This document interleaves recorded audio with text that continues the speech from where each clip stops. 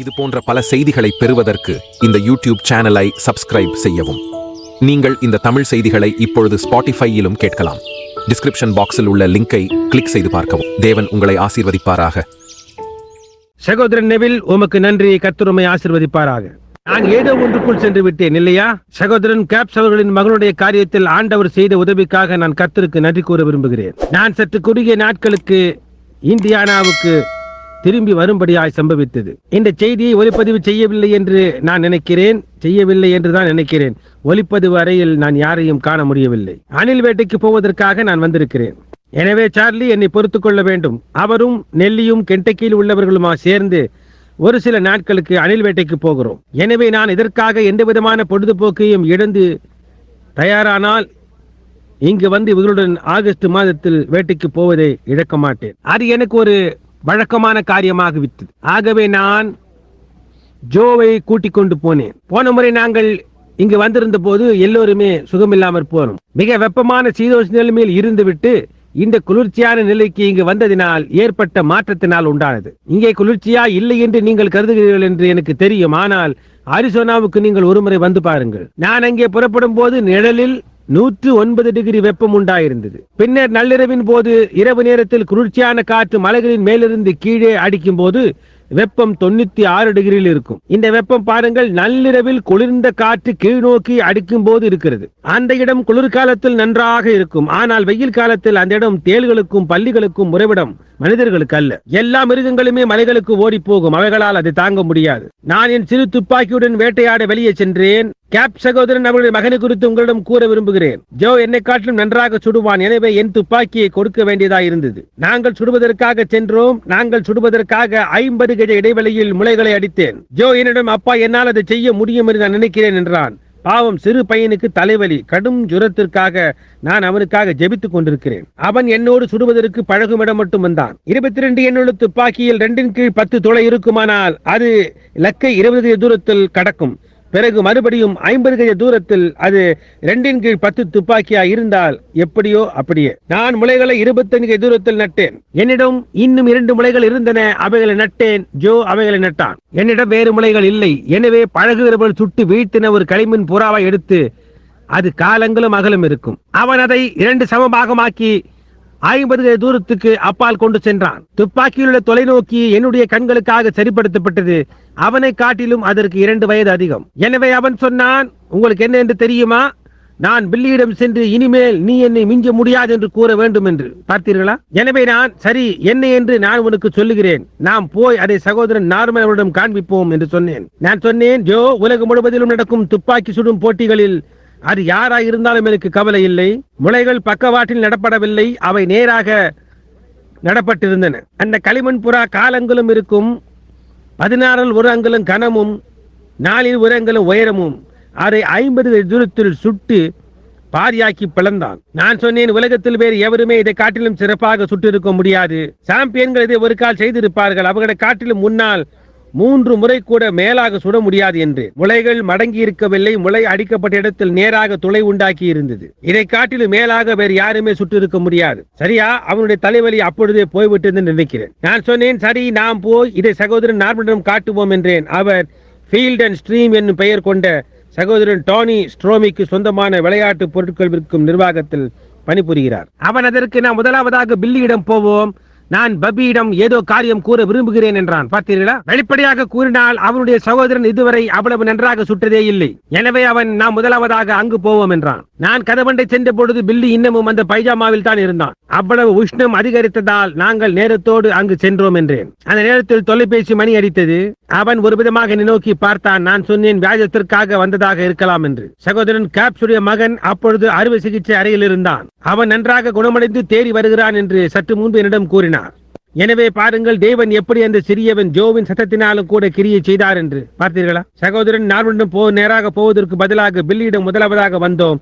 அவர் அங்கு இருந்திருக்க மாட்டார். சகோதரன் கேப்சும் நானுமாய் ஒன்றாய் சேர்ந்தோம். எங்களுடைய ஜெபங்கள் அதை செய்தது என்று நான் சொல்லவில்லை. ஆனால் நாங்கள் அவ்விதமாக தொடர்பு கொண்டது அவருக்கு உதவியாக இருந்திருக்கும். வெளிப்படையாக கூறினால் நீங்கள் செய்கின்ற காரியத்தில் உங்களுக்கு விசுவாசம் இருக்க வேண்டும். புரிகின்றதா? தொலைபேசியில் பேச வேண்டும் என்பதே அவருடைய விசுவாசம். பில்லி சொன்னான், அவர்கள் காசை போடுகிறார்கள்.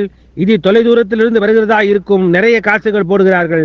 3 நிமிஷத்துக்கு சுமார் $5 இருக்க வேண்டும். நான் நினைத்தேன் இது நியூயார்க்கிலிருந்து அல்லது அங்கே ஏதாவது தீவுகள் ஒன்றிலிருந்து வந்திருக்கலாம் என்று. ஆனால் அவர் ஒரு நபருக்கு தொலைபேசி அழைப்பு செய்து லாயிஸுக்கு பதிலாக பில்லி வேண்டும் என்று விடுத்திருந்தான். அதனால் தான் அவ்வளவு காசு. இப்பொழுது அவருடைய மகன் தேறி வருகிறான். அவன் அறுவை சிகிச்சையில் இருந்து சுகமடைந்து உயிர் வாழ்வது மிகவும் கடினம் என்று மருத்துவர் அபிப்பிராயம் கொடுத்தார் என்று சகோதரன் கேப்ஸ் கூறினார். இன்று காலையில் நாங்கள் இதற்காக தேவனுக்கு நன்றியாய் இருக்கிறோம். அதற்காக மகிழ்ச்சியாய் இருக்கிறோம். இன்று விடியற் காலையில் வந்து சேர்ந்தோம். நான் 3 மணி நேரம் தான் தூங்கினேன். மிகவும் களைப்பாய் இருக்கிறேன். ஆனால் சபைக்கு போக வேண்டிய நேரம் வந்தவுடன் நான் புறப்பட்டு வந்து விட்டேன். கர்த்தருக்கு சித்தமானால் நான் சொன்னது போல் நான் கென்டக்கிக்கு போயாக வேண்டும். நான் திரும்பி இங்கே வரும் வேளையில் ஒரு ஞாயிற்றுக்கிழமை உங்களிடம் பிரசங்கிப்பதாக வாக்களித்திருந்தேன்.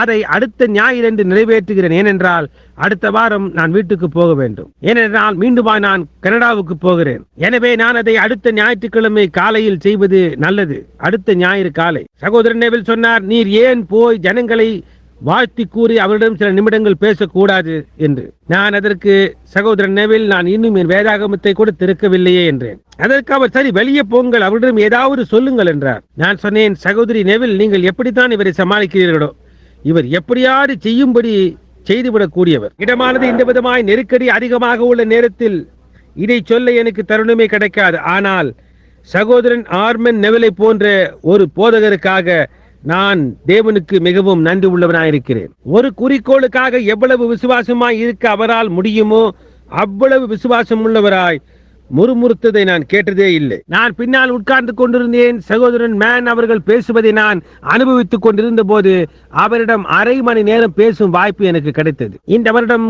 கொலரோடாவுக்கு போகும்போது நான் அதை குறித்து இன்னும் அதிகமாக அவரிடத்தில் சொல்லுவேன். ஆக நான் அவருடைய செய்தியை அனுபவித்துக் கொண்டிருந்த போது சகோதரன் நெபலோடு நன்றாக உரையாடினேன். நான் சொன்னேன், எங்களுடைய அருமையான போதகரை பற்றி எங்களிடம் நான் ஒன்றுமே கூறவில்லை. நான் கேட்டேன், ஜனங்களுமே நன்றாக நடத்துகிறார்களா என்று. இதை காட்டிலும் சிறப்பாக நடத்த முடியாது என்றார். சரி, அதை கேட்க எனக்கு மிகவும் மகிழ்ச்சியாக இருக்கிறது என்று. ஒரு போதகர் திருப்தி அடையும் போது ஜனங்களும் திருப்தியாக இருப்பார்கள். அது ஒரு அருமையான சபையாக ஆக்குகிறது.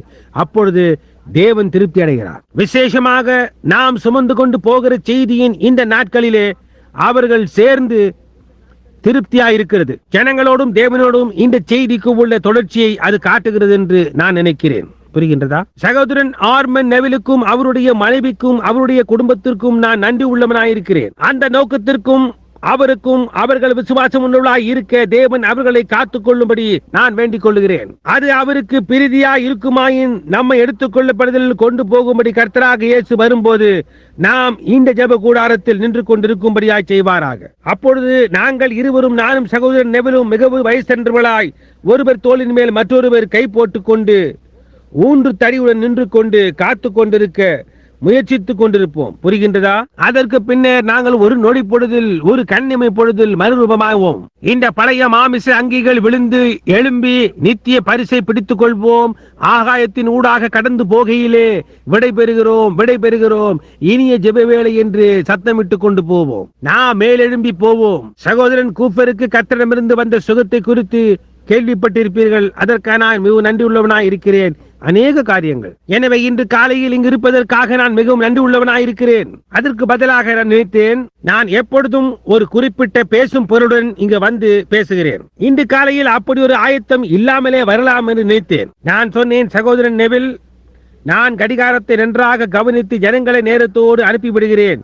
சில நிமிஷங்களுக்கு என் இருதயத்திலிருந்து உம்முடன் பேசலாம் என்றிருக்கிறேன். அவர்கள் அதை ஒளிப்பதிவு செய்யவில்லை. எனவே சபையார் மட்டுமா இருப்பதனால் நாம் ஒருமித்து ஐக்கியம் கொள்ளலாம் என்றிருக்கிறேன் என்றேன். எனவே நாம் ஜெபம் செய்வோம். அன்புள்ள இயேசுவே, நாங்கள் இங்கே ஒன்று கூடி வரும்படியாய் எங்களுக்கு கிடைக்கப்பட்ட ஸ்லாக்கியத்திற்காக நாங்கள் உமக்கு நன்றி உள்ளவர்களாய் இருக்கிறோம். நள்ளிரவு கடந்து இன்று அதிகாலையில் நாங்கள் கடந்து சென்ற போது இந்த ஜெப கூடாரத்தை நோக்கி பார்த்து நீர் எவ்வளவாக இதனுடன் நின்று வந்திருக்கிறீர் என்பதை நினைத்து பார்த்து, இங்கு இருந்ததான அந்த பழைய குளத்தையும் இந்த பிரசங்கும் பீடம் இப்பொழுது இருக்கும் இடத்தில் வளர்ந்திருந்த புல் பூண்டுகளும் என் நினைவிற்கு வருகிறது. ஒரு சிறு பையனாக நான் இங்கே நின்றேன். திருவாளர் இங்கிராம் சொன்னார், ஒரு சிறு தொகையை முன்தொகையாக கட்டி வேறெந்த சொத்தையும் ஈடாக செலுத்தாமலேயே இந்த பெற முயற்சி செய்யலாம் என்று சொன்னார். அந்த நேரத்தில் இதன் மதிப்பு சுமார் $2000 என்றார்கள். அந்த தொகையை 20 ஆண்டுகளில் செலுத்தி தீர்க்க வேண்டும் என்றார். இப்பொழுது அதை நோக்கி பாருங்க தாவே. ஆண் குழந்தை பருவமாய் இருந்த போது அது பொத்தல் வழியாய் தண்ணீர் ஊற்றி கொண்டே இருக்கும். நீர் எப்படியாய் உம்முடைய வார்த்தையை கொண்டு கர்த்தராகிய நான் அதை நட்டேன். யாராவது அதை என் கரத்திலிருந்து பறித்துக் கொள்ள முடியாதபடி நானே பகலும் இரவும் அதற்கு தண்ணீர் ஊற்றுவேன் என்று எங்களுக்கு வாக்களித்தீர். அதே நேரத்தில் ஜனங்களோ இன்னும் 6 மாதத்துக்குள் இது மோட்டார் பழுது பார்க்கும் கொட்டகையாகிவிடும் என்றார்கள். ஆனால் பார்க்க போனால் இந்த பீடத்தண்டை ஆயிரக்கணக்கான ஆத்துமாக்கள் இயேசுவை கண்டடைந்தார்கள். இந்த ஜெப கூடாரமும் ஞானஸ்தான தொட்டியும் தொடர்ந்து கர்த்தராகிய இயேசு கிறிஸ்துவின் நாமத்தினால் ஞானஸ்தானம் கொடுத்து கொண்டும் அவருடைய நாமத்தை சொல்லி கூப்பிட்டுக் கொண்டும் தங்கள் பாவங்கள் போக கழுவப்பட்டனர். 100கணக்கான ஊனமுற்றவர்கள், பாதிக்கப்பட்டவர்கள், குருடர்கள், சப்பானிகள், புற்றுநோயால் அரிக்கப்பட்டவர்கள் இந்த மேடையிலிருந்து சுகமடைந்தவர்களாய் திரும்பி போனார்கள். மரித்துக் கொண்டிருக்கிறவர்களாய் உள்ளே இறங்கி வந்த ஆண்களும் ஸ்திரீகளும் பெண்களும் பையன்களும் ஒரு புதிய ஜீவியம் ஜீவிக்கும்படியாக தங்கள் சரீரங்களின் மேல் புது மாமிசத்தை பெற்றவர்களாய் வெளியே போனார்கள். சக்கர நாற்காலிகளில் இருந்தவர்களும் கக்கதண்டங்களோடு வந்தவர்களும் அவர்கள் நின்று வெளியே நடந்து போனார்கள். ஓ தேவனே, 30 ஆண்டுகளான ஊழியம் பிதாவே, மூலைக்கல்லை நாங்கள் நாட்டின காலையை நினைவு கூறுகிறோம்.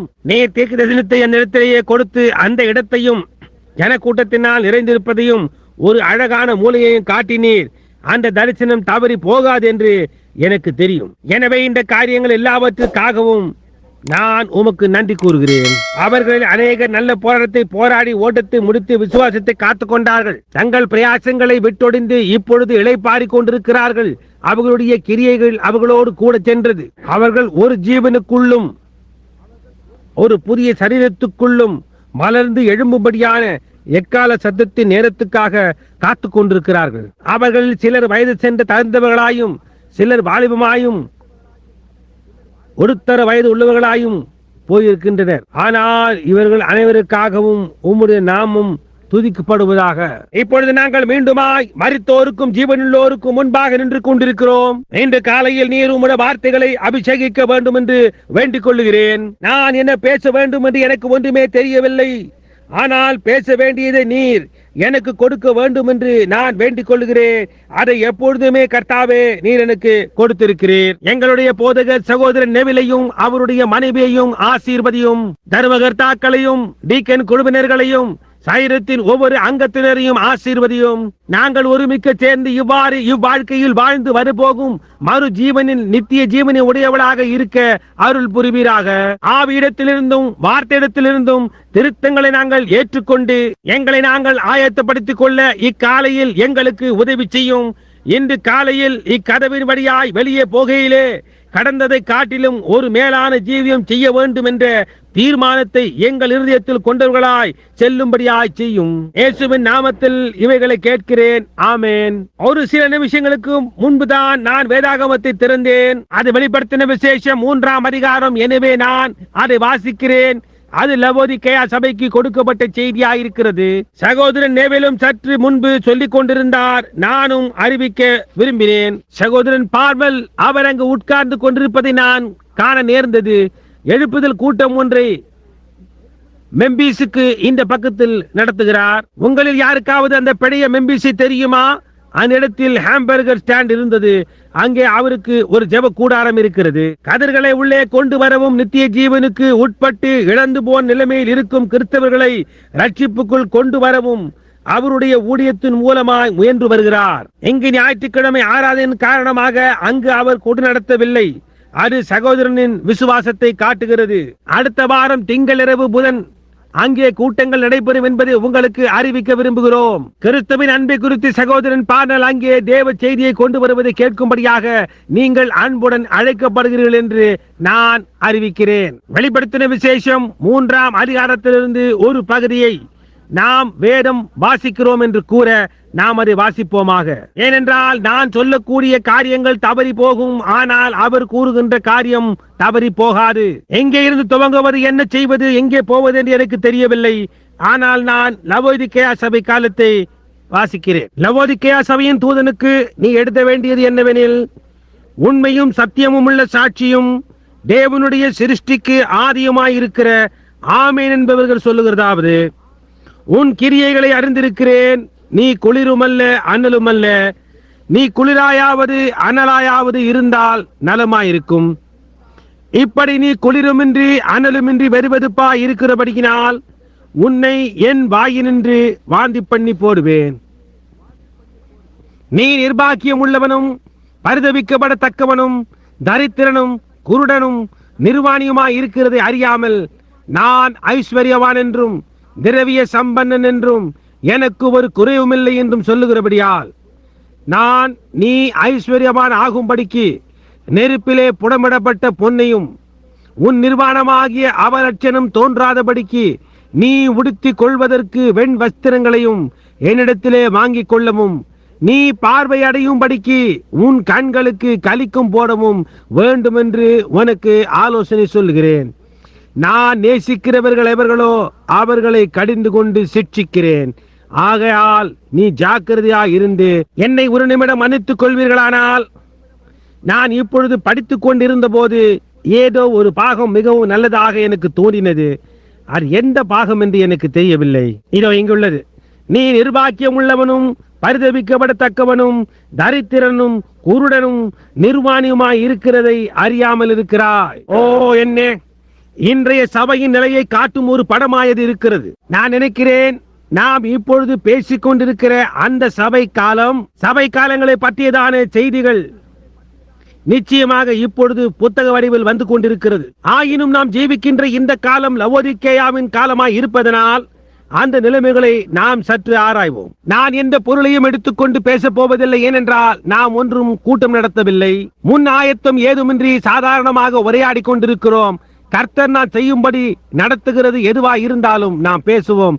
ஆனால் அது நமக்கு உதவியாய் உள்ள ஒன்றாக இருக்க வேண்டும். நாம் லவோதிக்கேயா சபை காலத்தையும் அதன் இன்றைய நிலையையும் குறித்து பேசுவோம். எனக்கு தெரிந்த மட்டில் சபையின் ஆயத்தமில்லாத நிலையே அல்லாமல் கர்த்தராகிய இயேசுவின் வருகையை தடை செய்யக்கூடியது வேறு எந்த காரியமும் இந்த நேரத்தில் என்னால் பார்க்க முடியவில்லை. அந்த ஒரு தீர்க்கதரிசனத்தை நான் நினைத்து பார்க்கிறேன். நேற்றைய தினம் காரில் வந்து கொண்டிருக்கும் போது டூசானில் இருந்து இங்கு வருவதற்கு நானும் பில்லியும் 2000 மைல்கள் காரோட்டி வந்தோம். அதுவும் எந்தவித வேக கட்டுப்பாட்டுகளையும் மீறாமல் ஓட்டி வந்தோம். சரியான வேகத்தை கடைபிடித்தோம். பில்லி ஓட்டும் போது நான் என் சட்டையை சுருட்டி விட்டுக் கொண்டு கையை மூடிக்கொண்டு அவன் முதுகின் மேல் ஒரு சமட்டியை போல வைத்துக் கொண்டு அவன் சற்று வேக கட்டுப்பாட்டை மீறும் போது, ஒரு நிமிஷம் பொறு மகனே என்று சொல்லுவேன். ராயனுடையது ராயனுக்கும் தேவனுடையதை தேவனுக்கும் செலுத்துங்கள் என்று நாம் போதிக்கப்பட்டிருக்கிறோம். பின்னர் நேற்று இரவு நாங்கள் இங்கே வந்து கொண்டிருந்த போது ஒரு பெண் குழந்தை 3 வயது இருக்கலாம் சாலையின் மத்தியில் பரப்பி விழுந்து கிடக்க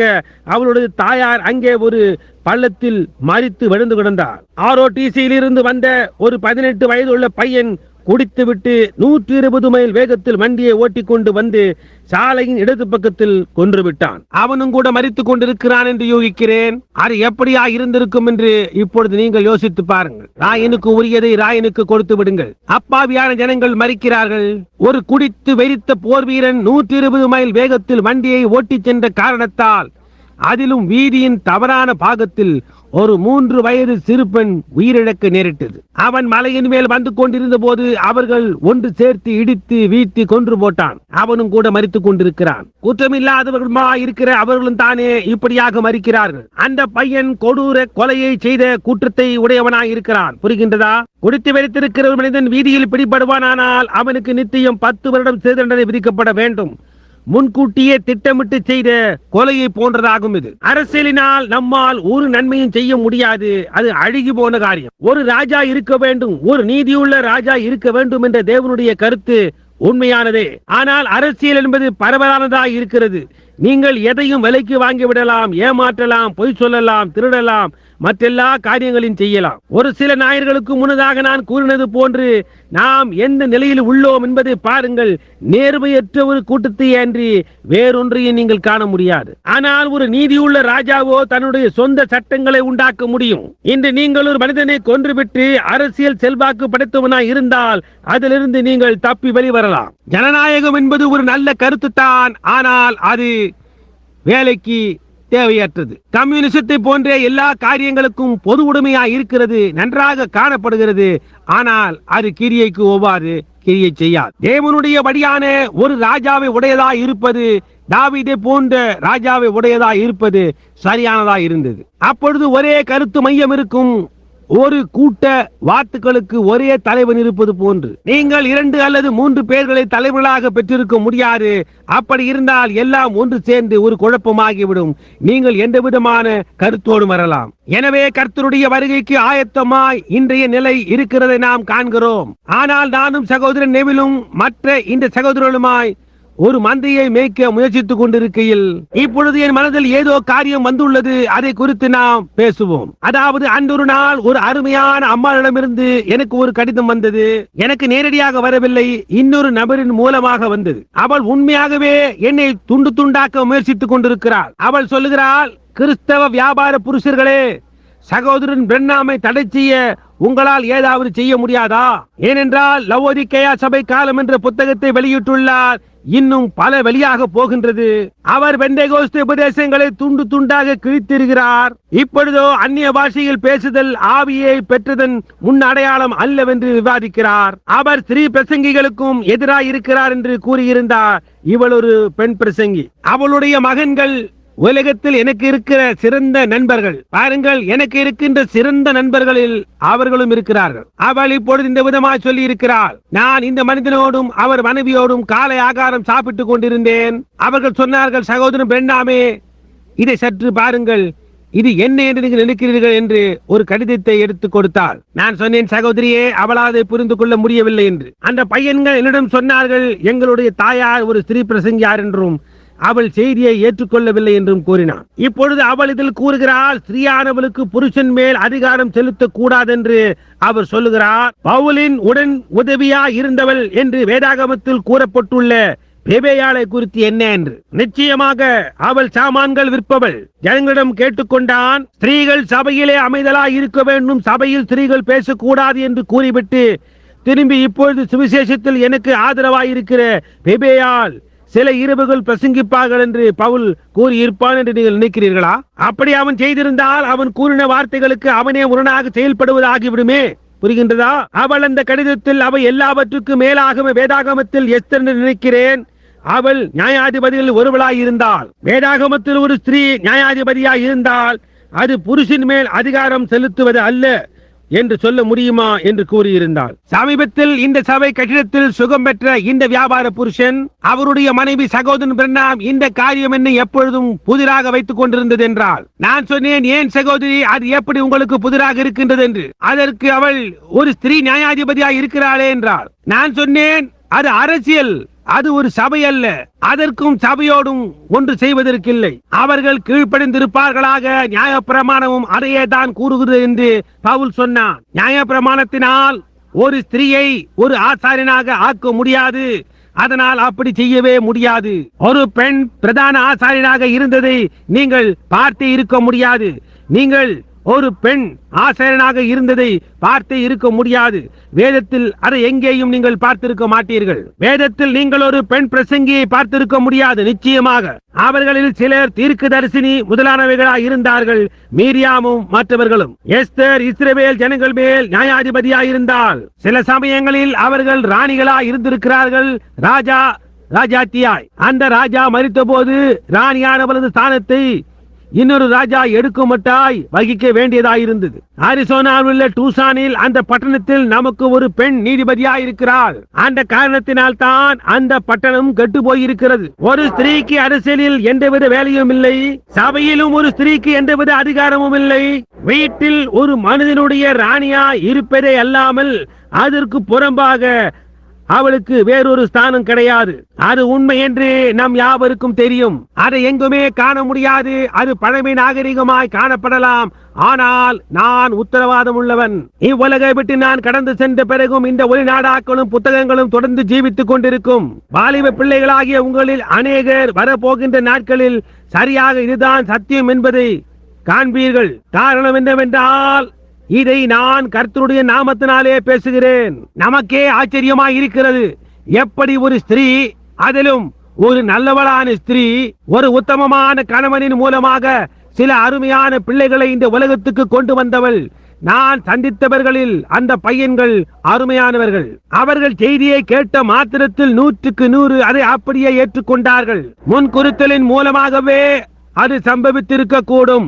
அந்த ஒரு வழியில் மட்டுமே அது சம்பவிக்க முடியும்.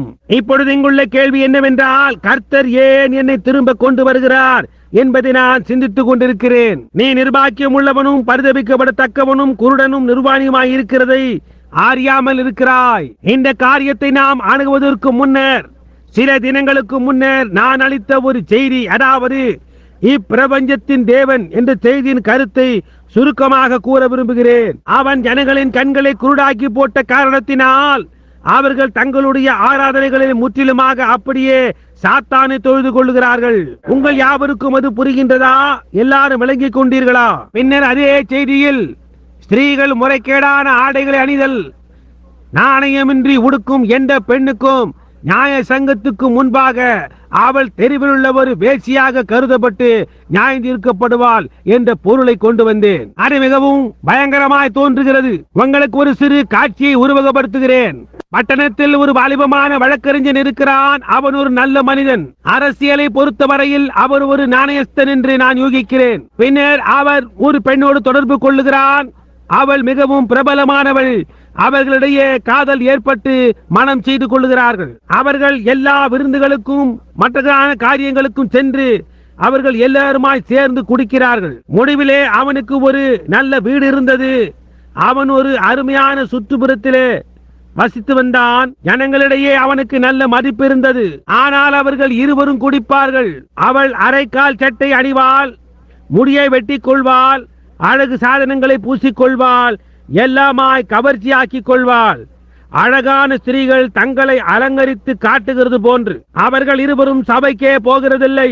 இப்படி இருக்க அடுத்த வீட்டில் ஒரு பாப்டிஸ்டோ அல்லது ஒரு மெத்தடிஸ்டோ சபையை சேர்ந்த ஒரு ஸ்திரீ தன் புருஷனுடன் குடி புகுந்தாள். மெத்தடிஸ்ட் என்று வைத்துக் கொள்வோம். ஏனென்றால் பாப்டிஸ்டுகளை விட இவர்கள் பரிசுத்தத்தை அதிகம் கடைபிடிப்பவர்கள். புதிய ஏற்பாட்டு பாப்டிஸ்டுகளை தவிர மற்ற யாவரும் பரிசுத்தத்தில் விசுவாசம் உள்ளவர்கள்.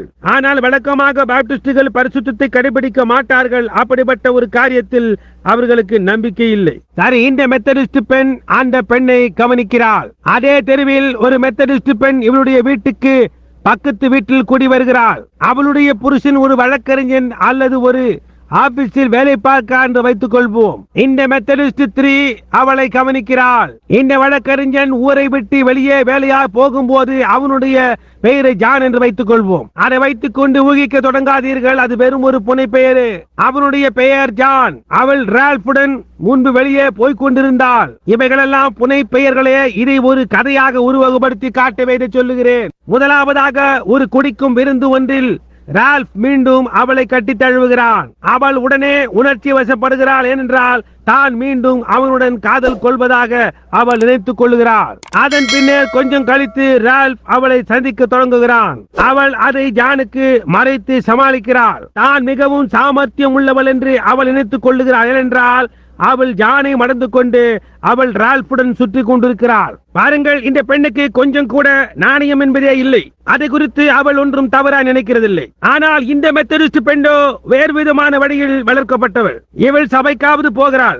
அந்த ஸ்திரீ மோசமானவள் என்று நினைக்கிறாள். இவளுடைய கணவன் திரும்பி வந்தவுடன் அவனிடம் இவள் கூறுகிறாள், அந்த மனிதன் உள்ளே போய் அவளை சந்திக்கிறதை நான் பார்க்கிறேன். ஜான் அவனுடைய வழக்கு விஷயமாக பிலடெல்பியா இன்னும் மற்ற இடங்களுக்கு போகும்போது இவள் இவனுடன் வாகனத்தில் போய் இருவரும் கடற்கரையில் படுத்து கிடக்கின்றனர். அவர்கள் திரும்பி வீட்டிற்கு வருகிறதை பார்க்கிறேன். அவர்கள் சில சமயங்களில் ஜன்னல் திரையை கூட இழுத்து மூடுகிறதில்லை. அவளை முத்தமிட்டுக் கொண்டு காதல் லீலைகளை போகிறான். ஓ, அது பயங்கரமானது அல்லவா என்று அவளுடைய புருஷனிடம் அவள் கூறுகின்றாள். என்ன, அவள் ஒரு வேசியா இல்லாமல் வேறொன்றுமில்லை என்கிறாள். அது உண்மைதான். அவள் ஒரு பொது வேசியை காட்டிலும் மோசமானவள். ஏனென்றால் அவள் திருமணமான ஸ்திரீ. புரிகின்றதா? ஆனால் இந்த மெத்தடிஸ்ட் ஸ்திரீ அது மோசமானது என்று கருதுகிறாள். அவள் சபைக்கு போகிறதே இல்லை. இந்த மெத்தடிஸ்ட் ஸ்திரீயோ அப்படிப்பட்டது ஒரு காரியத்தை செய்யவே மாட்டாள். இல்லை, நிச்சயமாக செய்ய மாட்டாள். அவள் ஒரு நாணயம் உள்ள ஸ்திரீ. இன்னொரு காரியம் என்னவென்றால் அவள் விஸ்கியை தொடக்கூட மாட்டாள். ஏனென்றால் மெத்தடிஸ்ட் சபை 90% விஸ்கிக்கு எதிர்ப்பு தெரிவிப்பவர்கள். மதுவிலக்கு திட்டம் ஒன்று அவர்களுக்கு உண்டு. அவர்களுக்கு மதுவிலக்கு திட்டம் இருப்பதனால் இந்த மெத்தடிஸ்டுகள் சபை போதனைக்கு மேலாக ஜீவிப்பதில்லை. ஆனால் இந்த மெத்தடிஸ்ட் ஸ்திரீ சாயங்காலத்தில் தன் கணவனுடன் வெளியே போவாள். ஞாயிறு பள்ளிக்கு பின்னர் அரைக்கால் சட்டை அணிந்து கொண்டு வெளியே போவாள். தலைமுடியை வெட்டிக் கொள்வாள். உதட்டுக்கு சாயம் பூசிக் கொள்வாள். சிறிது புகைப்பிடிக்கவும் செய்கிறாள். இப்பொழுது தேவனுடைய வார்த்தையின்படியாக அவர்கள் இருவரும் விபச்சாரிகளே. ஆனால் இங்கே இருக்கிற இவள் நிர்பாக்கியம் உள்ளவளும் பரிதவிக்கப்படத்தக்கவளும் நிர்வாணியுமாய் இருந்து அதை அறியாதிருக்கிறாள். ஒருத்தி மற்றவளைப் போலவே அவ்வளவு குற்றவாளியாய் இருக்கிறாள். ஏனென்றால் ஒரு ஸ்திரீயை இச்சையோடு பார்க்கிற எவனும் தன் இருதயத்தில் அவளோட விபச்சாரம் செய்தாயிற்று. இந்த ஸ்திரீ, சற்று பொறும் திருவாளர் பிரண்ணாம், நான் உங்களுக்கு புரிய வைக்கிறேன். நான் ஒன்றும் வேசி அல்ல என்று கூறலாம். என் சகோதரியே, உங்களை ஒரு வேதத்துக்கு முன்பாக கொண்டு போய் நிறுத்தி நீங்கள் அதன் மேல் கரத்தை வைத்து தேவ சமூகத்தில் எந்த அளவுக்கு உண்மையாய் இருக்க வேண்டுமோ அந்த அளவிற்கு நான் என் புருஷனுக்கு உண்மையா இருக்கிறேன் என்று நீ சத்தியம் பண்ணலாம். உன்னுடைய சரீரம் உன் புருஷனுக்கு சொந்தமானது. ஆனால் உன்னுடைய ஆத்துமாவோ தேவனுக்கு சொந்தமானது. ஒரு பொல்லாத ஆவி அங்கே உன்னை அபிஷேகித்துள்ளது. அந்த விதமாக காரியம் இல்லை என்றால் நீ புத்தி சாதீனம் அற்றவள் என்று என்னால் நிரூபிக்க முடியும். அந்த அரைக்கால் சட்டையை அணிந்து கொண்டு உன்னுடைய பாட்டி வீதியில் நடந்திருப்பாளையானால் அவளுக்கு என்ன சம்பவித்திருக்கும்? அவர்கள் அவளை பைத்தியக்கார ஆஸ்பத்திரியில் சேர்த்திருப்பார்கள். அவள் ஆடை இல்லாமல் வெளியே வந்தாள் என்று. அவளுடைய சிந்தையில் ஏதாவது கோளாறு இருந்திருக்க வேண்டும் என்றிருப்பார்கள். அந்த நாளில் அது அந்த விதமாய் கருதப்படுமானால் இந்த நாளிலும் அது அப்படியே. எனவே அது முழு உலகத்தையும் பைத்தியத்திற்குள் ஆழ்த்துகின்றது. முழு காரியமும் பைத்தியமாய் இருக்கிறது. அது அவ்வளவு படிப்படியாக ஜனங்களுக்குள்ளாக நுழைந்து விட்டது. ஜனங்களோ அதை அறியாது இருக்கிறார்கள். இப்பொழுது காரியம், அவள் ஒரு விபச்சாரியா? அவளுடைய சரீரத்தை அவளுடைய புருஷனுக்கு தந்த நிருப நிபதியின்படி அவள் ஒரு விபச்சாரி அல்ல. ஆனால் தேவனுக்கு முன்பாக அவள் ஒரு பொல்லாத ஆவி பிடித்தவளா இருக்கிறாள். விபச்சார ஆவி அவள் மேல் இருக்கிறது. அது அவளை இந்த வண்ணமாக உடுத்தும்படி செய்கிறது. அவள் லவோதிக்கேயா சபையில் இருந்து கொண்டு அவள் அதை செய்கிறேன் என்பதை அறியாதிருக்கிறாள். அந்த நிரபராதியான ஸ்திரீ தான் வேசித்தன குற்றத்துக்காக நியாயம் தீர்க்கப்பட போகிறாள் என்பதை அறியாதிருக்கிறாள். அங்கேதான் காரியம். நீங்கள் அதை அவளிடம் சொல்லி பாருங்கள். உங்களால் அதை அவளிடம் சொல்லி தீர முடியாது. அதை அவளிடம் சொல்வதற்கும் உங்களுக்கு எந்த வழியும் கிடையாது. வேதம் கூறுகிறது அவர்கள் நிர்வாணிகளா இருந்து கொண்டு அதை அறியாதிருக்கிறார்கள் என்று. தனிப்பட்ட முறையில் நீங்கள் அவளை விபச்சாரி என்று அழைத்தால் அவள் உங்களை சிறைக்கு அனுப்பிவிடுவாள். அப்படியே செய்வாள். நான் யாரை குறித்தும் தனிப்பட்ட முறையில் பேசுவதே கிடையாது. நான் பாவத்தை குறித்து தான் பேசுகிறேன். நான் இந்த குறிப்பிட்ட சபை இன்னார் இன்னார் சங்கை இன்னார் இன்னார் அவர் ஒன்று என்று நான் பேச மாட்டேன். நான் கூறுவதெல்லாம் அவர்களுடைய உபதேசம். அந்த முழு காரியத்தை குறித்து தான் பேசுகிறேன். நான் தனிப்பட்டவர்களை குறித்து பேசுவதில்லை. அது தனிப்பட்டவர்களும் அல்ல, அவர்கள் சேர்ந்துள்ள அமைப்புகளை பற்றி தான். அது உலக அமைப்பு ஒழுங்குமுறைகள். சகோதரன் ஜார்ஜ் ரைட் இங்கே உட்கார்ந்து கொண்டிருக்கிறார். நான் நினைக்கிறேன் அவருக்கு 75 78 வயது இருக்கலாம் என்று. அவருக்கு திருமணமாவதற்கு முன்னர் ஒரு நாள் அவர் சகோதரி ரைட்டை காண சென்ற போது அவர்கள் அரைக்கால் சட்டை அணிந்து நின்று கொண்டிருப்பதை கண்டிருந்தால் என்ன செய்திருப்பார்? நீங்கள் அந்த ஸ்திரீயை சிறில் எடுத்திருப்பீர்கள். நீங்கள் அவளை மணந்திருக்கவே மாட்டீர்கள். ஏன்? அந்த நாளில் ஜீவித்த எந்த வாலிபனும் அதையே செய்திருப்பான். அதே காரியம் சம்பவித்திருக்கும். அந்த நாளில் அது தவறாய் இருக்கும் என்றால் இன்றைக்கும் அதே காரியம்தான். ஆனால் ஜனங்கள் தானே அந்த விதமான பைத்தியத்துக்குள்ளாக அவர்கள் வளர்ந்து விட்டார்கள். நிறைவேறுவதற்கு முன்னதாகவே நான் உங்களுக்கு தீர்க்க தரிசனமாக உரைக்க விரும்புகிறேன். முழு உலகமும் பைத்தியத்துக்குள் தடுமாறி கொண்டிருக்கிறது. அது இன்னும் மோசமாகி மோசமாகி மோசமாகி ஒரு கூட்ட பைத்தியங்களாகி விடுவார்கள். இப்பொழுதே அது ஏறக்குறைய அப்படித்தான் இருக்கிறது. ஒரு காரின் விளக்குகளை அணைத்து விட்டு வீதியின் தவறான பக்கத்தில் கார் ஓட்டி போவதை உங்களால் யூகித்து பார்க்க முடிகிறதா? ஒரு ரிக்கி வாலிப பையன் பள்ளி முடித்து வந்திருக்கலாம். ஒரு கூட்ட ஜனங்களை அவன் கொன்று போட்டான். அது அவர்களை நிறுத்தினதா? அவன் பின்னாலும் அதே காரியத்தை அடுத்து செய்து கொண்டு வருகிறான். ஒரு வாலிபன் தன்னை ஏதோ ஒருவனாக பாவித்துக் கொண்டு இங்கு வந்து நடந்து கொள்வதை உங்களால் யூகித்து பார்க்க முடிகிறதா?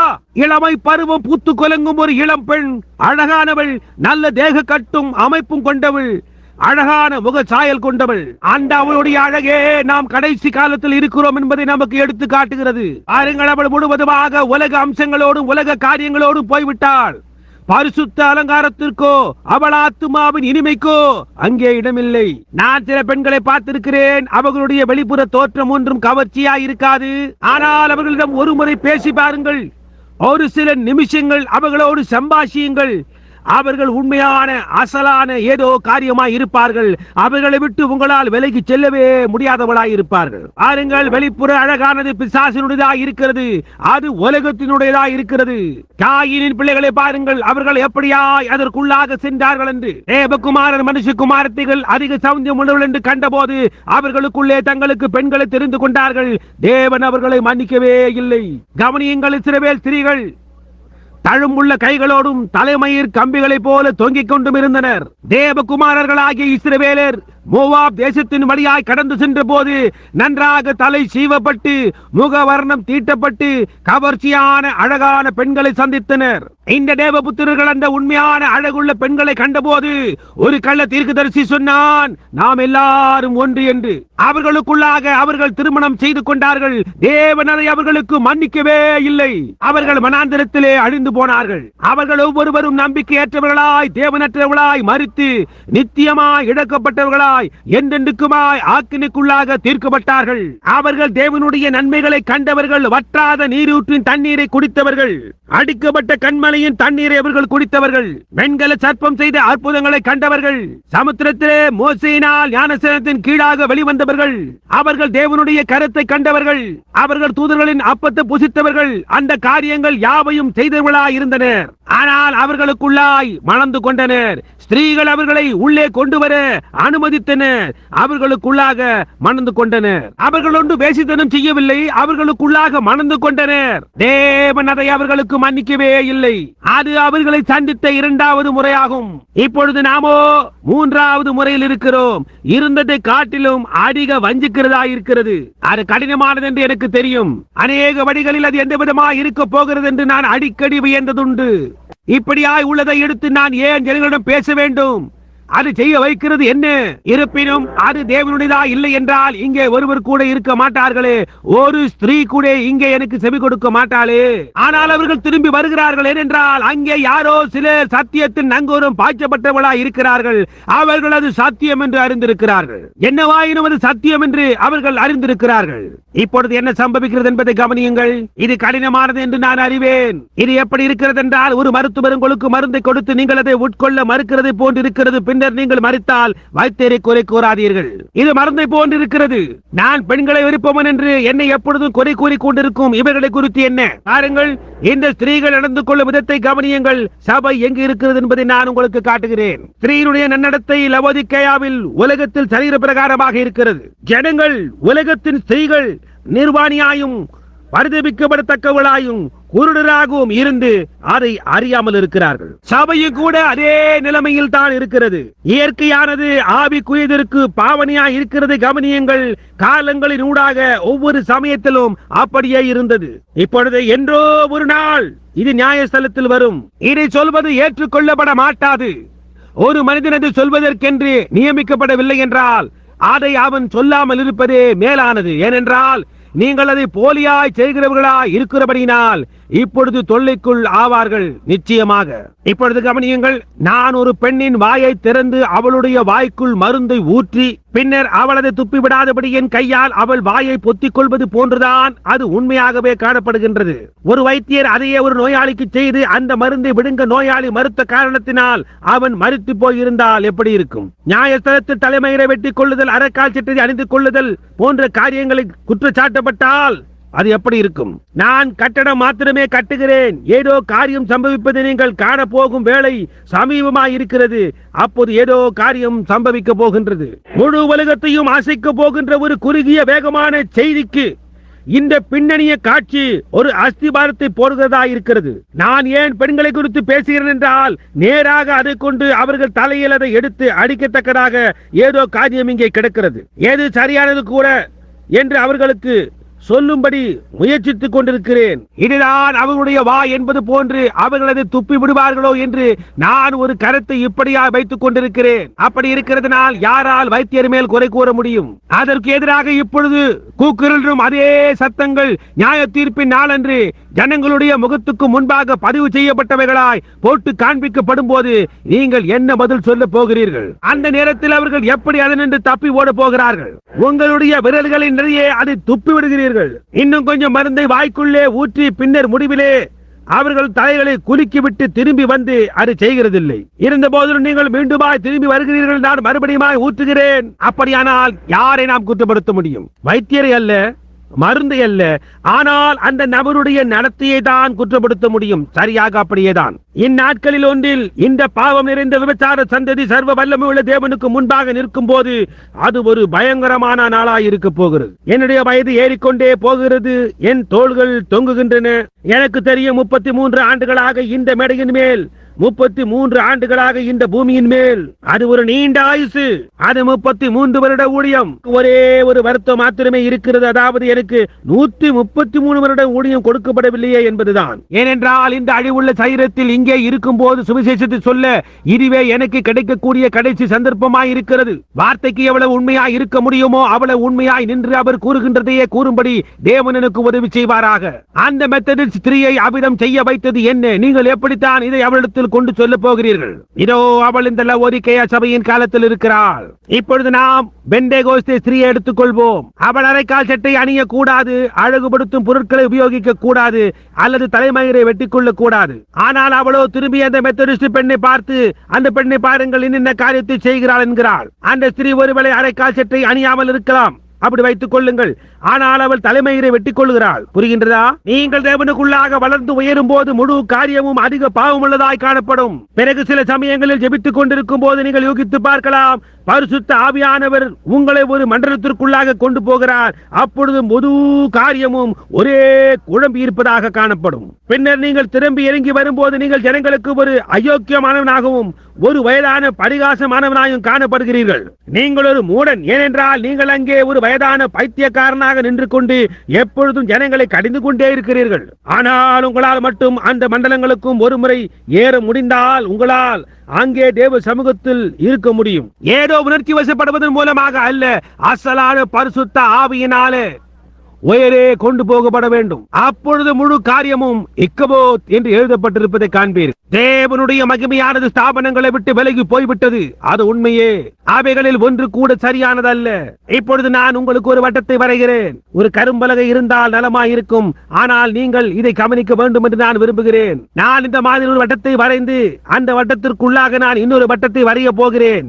அதாவது அவைகள் 2 வட்டங்கள். அதற்கு பின்னர் அந்த வட்டத்துக்கு உள்ளாக இன்னொரு வட்டத்தை வரைய போகிறேன். அதாவது 3 வட்டங்கள். 3 வட்டங்கள். அது நீங்கள் தான். அதுதான் தேவன். தேவன் திருத்துவத்துக்குள் ஒன்றாக இருக்கிறார். திருத்துவமாய் இல்லாமல் அவர் தேவனாய் இருக்க முடியாது. வேறு எந்த வழியிலும் அவர் வெளிப்பட முடியாது. நீங்கள் இருக்கின்றதான இந்த திருத்துவ நபரில் அல்லாமல் உங்களையும் வெளிப்பட செய்வது கூடாத காரியம். அதாவது சரீரம், ஆவி, ஆத்மா. இவைகளில் ஒன்று இல்லாமல் போனாலும் நீங்கள் முழுமையாக இருக்க முடியாது. புரிகின்றதா? உங்களிடத்தில் ஆத்மா இல்லை என்றால் நீங்கள் ஒன்றுமே இல்லை. உங்களிடத்தில் ஒரு ஆவி இல்லை என்றால் நீங்கள் ஒன்றும் இல்லை. உங்களுக்கு ஒரு சரீரம் இல்லை என்றால் நீங்கள் ஒரு ஆவியாய் இருப்பீர்களே அல்லாமல் ஒரு சரீரமாய் இருக்க மாட்டீர்கள். எனவே தேவன் 3 ஒன்று சேர்ந்த ஒரு நபரில் முழுவதுமாக இருக்கிறார். 3 பேர்கள் ஒன்று சேர்வதல்ல, ஆனால் 3 ஒன்றாய் சேர்ந்த ஒரே நபராய் இருக்கிறார். பிதா, குமாரன், பரிசுத்த ஆவி என்பது ஒரே உண்மையான தேவனின் வெளிப்படுதலாய் இருக்கிறது. இங்கே கவனியுங்கள், கொஞ்சம் பொறுங்கள். சில நிமிஷங்களுக்கு முன்பு இதை நான் வாசித்தேன் என்று நினைக்கிறேன். இதை கேளுங்கள். லவோதிக்கேயா சபையின் தூதனுக்கு நீ எழுத வேண்டியது என்னவெனில், உண்மையும் சத்தியம் உள்ள சாட்சியும் தேவனுடைய சிருஷ்டிக்கு ஆதியுமாய் இருக்கிற ஆமென் என்பவர் சொல்லுகிறதாவது, தேவன் சிருஷ்டிகராய் இருக்கிறார். அவர் எப்படி சிருஷ்டிக்கப்பட்டிருக்க முடியும்? ஆனால் இதுவோ தேவனுடைய சிருஷ்டிக்கு ஆதியாய் இருக்கிறவராய் இருக்கிறது. ஆவியாகிய தேவன் மனித ரூபத்தில் சிருஷ்டிக்கப்பட்ட போது அது சிருஷ்டிக்கப்பட்ட தேவனாய் இருக்கிறது. சிருஷ்டிகர்த்தராகிய தேவன் தாமே ஒரு சிருஷ்டியாக ஆகின்றார். தூசியை உண்டாக்கினே, கால்சியத்தை உண்டாக்கினே, பொட்டாசியத்தை உண்டாக்கினே, விண்வெளி வெளிச்சத்தை, பெட்ரோலியங்களை உண்டாக்கின தேவன் அவைகள் யாவற்றையும் கூட்டி எடுத்து தேவனுடைய சிருஷ்டிக்கு ஆதியாய் இருக்கிற தம்மை தாமே சிருஷ்டித்தார். அந்த மேமேன் முடிவானதை அவர் சிருஷ்டித்தார். ஆமேன் என்றால் அப்படியே ஆக கடவது என்ற அர்த்தம். தேவன் அவருடைய சிருஷ்டிப்பில் எல்லாவற்றையும் சிருஷ்டித்து முடித்த பிறகு அவர் முடிவான தேவனானார். இப்பொழுது அது எப்படி ஆகும்? தேவனை ஒருவனும் ஒரு காலம் கண்டதில்லை. பிதாவின் மடியில் இருக்கிற ஒரே பேரான குமாரனே அவரை வெளிப்படுத்தினார். உங்களுக்கு அது புரிகின்றதா? ஒரு நிமிஷம் உங்களுக்கு அவசரம் இல்லை என்று எண்ணுகிறேன். ஒரு நிமிடம் கொலேசேயருக்கு திருப்புவோம். ஒரு வேத வாக்கியம் என் நினைவுக்கு வருகிறது. நாம் கொலேசேயர் நிருபத்துக்கு திருப்புவோம். நான் நினைக்கிறேன் முதலாவது அதிகாரம் என்று. இதை சற்று நாம் பார்க்க வேண்டும் என்றால் இது முன்கூட்டியே குறித்து வைத்ததல்ல. முன்பெல்லாம் நான் வாலிப பிரசங்கியாய் இருந்த போது உடனடியாக வசனங்கள் ஞாபகத்துக்கு வருவது வழக்கம்.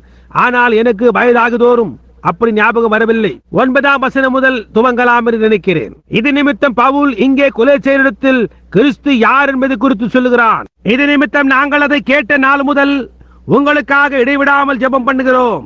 நீங்கள் எல்லா ஞானத்தோடும் ஆவிக்குரிய விவேகத்தோடும் அவருடைய சித்தத்தை அறிகிற அறிவினாலே நிரப்பப்படவும் சகலவித நற்கிரிகளும் ஆகிய கனிகளை தந்து தேவனை அறிகிற அறிவில் விருத்தி அடைந்து கர்த்தருக்கு பிரியமுண்டாக அவருக்கு பாத்திரராய் நடந்து கொள்ளவும் சந்தோஷத்தோட கூடிய எல்லா பொறுமையையும் நீடிய சாந்தமும் உண்டாவதற்கு மகிமையான அவருடைய வல்லமையின்படியே எல்லா வல்லமையாலும் பலப்படுத்தப்படவும் உங்களுக்காக வேண்டுதல் செய்கிறோம். ஒளியிலுள்ள பரிசுத்தவான்களுடைய சுதந்திரத்தில் பங்கடைவதற்கு நம்மை தகுதியுள்ளவர்கள் ஆக்கினவரும் இருளின் அந்தகாரத்தினின்று நம்மை விடுதலையாக்கி தமது அன்பின் குமாரனுடைய ராஜ்யத்திற்கு உட்படுத்தினவருமாய் இருக்கிற பிதாவை ஸ்தோத்திரிக்கிறோம். அந்த பாகத்துக்கு இப்பொழுது நாம் வருகிறோம். கவனியுங்கள். குமாரனாகிய அவருக்குள் அவருடைய இரத்தத்தினாலே பாவ மன்னிப்பாகிய மீட்பு நமக்கு உண்டாயிருக்கிறது. அவர் அதரிசனமான தேவனுடைய தற்சொரூபமும். புரிகின்றதா? 15ஆம் வசனம் கொலோசேயர் 1:15. சர்வ சிருஷ்டிக்கும் முந்தின பேருமானவர். ஆமென். அவர் யார்? சர்வ சிருஷ்டிக்கும் முந்தின பேருமானவர். அது தேவ தூதனாய் இருந்தாலும் அது என்னவாய் வேண்டுமானாலும் இருக்கட்டும், அவரே சர்வ சிருஷ்டிக்கும் முந்தின பேருமானவர். ஏனென்றால் அவருக்குள் சகலமும் சிருஷ்டிக்கப்பட்டது. பரலோகத்தில் உள்ளவைகளும் பூலோகத்தில் உள்ளவைகளும் காணப்படுகிறவைகளும் காணப்படாதவைகளுமான சகல வஸ்துக்களும் சிங்காசனங்கள் ஆனாலும் கர்த்தத்துவங்கள் ஆனாலும் துரைத்தனங்கள் ஆனாலும் அதிகாரங்கள் ஆனாலும் சகலமும் அவரை கொண்டும் அவருக்குள்ளும் சிருஷ்டிக்கப்பட்டது. அது எதுவாக வேண்டுமானாலும் இருக்கட்டும், வேறு ஒருவராலும் அல்ல. கவனியுங்கள். ஆகையினால் அவர் எல்லாவற்றுக்கும் முந்தினவர். எல்லாம் அவருக்குள் நிலை நிற்கிறது. அது பிதாவோ குமாரனோ பரிசுத்த ஆவியோ எதுவாக இருந்தாலும் சரி, அவர் எல்லாவற்றுக்கும் முந்தினவர். பரலோகத்தில் உள்ளவைகளும் பூலோகத்தில் உள்ளவைகளும் காணப்படுகிறவைகளும் காணப்படாதவைகளுமான சகல வஸ்துக்களும் சிருஷ்டிக்கப்படுவதற்கு முன்பே இந்த தேவகுமாரன் அவைகள் யாவற்றுக்கும் முந்தினவராயிருந்தார். அது சரிதானே? சிங்காசனங்களாய் இருந்தாலும் கர்த்தத்துவங்களாய் இருந்தாலும் என்னவாய் இருந்தாலும் சரி, எனக்கு அக்கறை இல்லை. பரலோக சிங்காசனங்களானாலும் ராஜ்யங்களானாலும் அந்த மகத்துவமான இயற்கைக்கு மேம்பட்ட ஆளுகைக்குள் அது இருக்கின்றதான நித்தியங்களுக்குள் இருந்தாலும் எதுவாக இருந்தாலும் சரி, தூதர்களானாலும் தேவர்களானாலும் அது என்னவாக இருந்தாலும் சரி, எனக்கு அக்கறை இல்லை. அவர் எல்லாவற்றுக்கும் முந்தினவராயிருக்கிறார். ஆமென். அவரை உங்களால் காண முடியவில்லையா?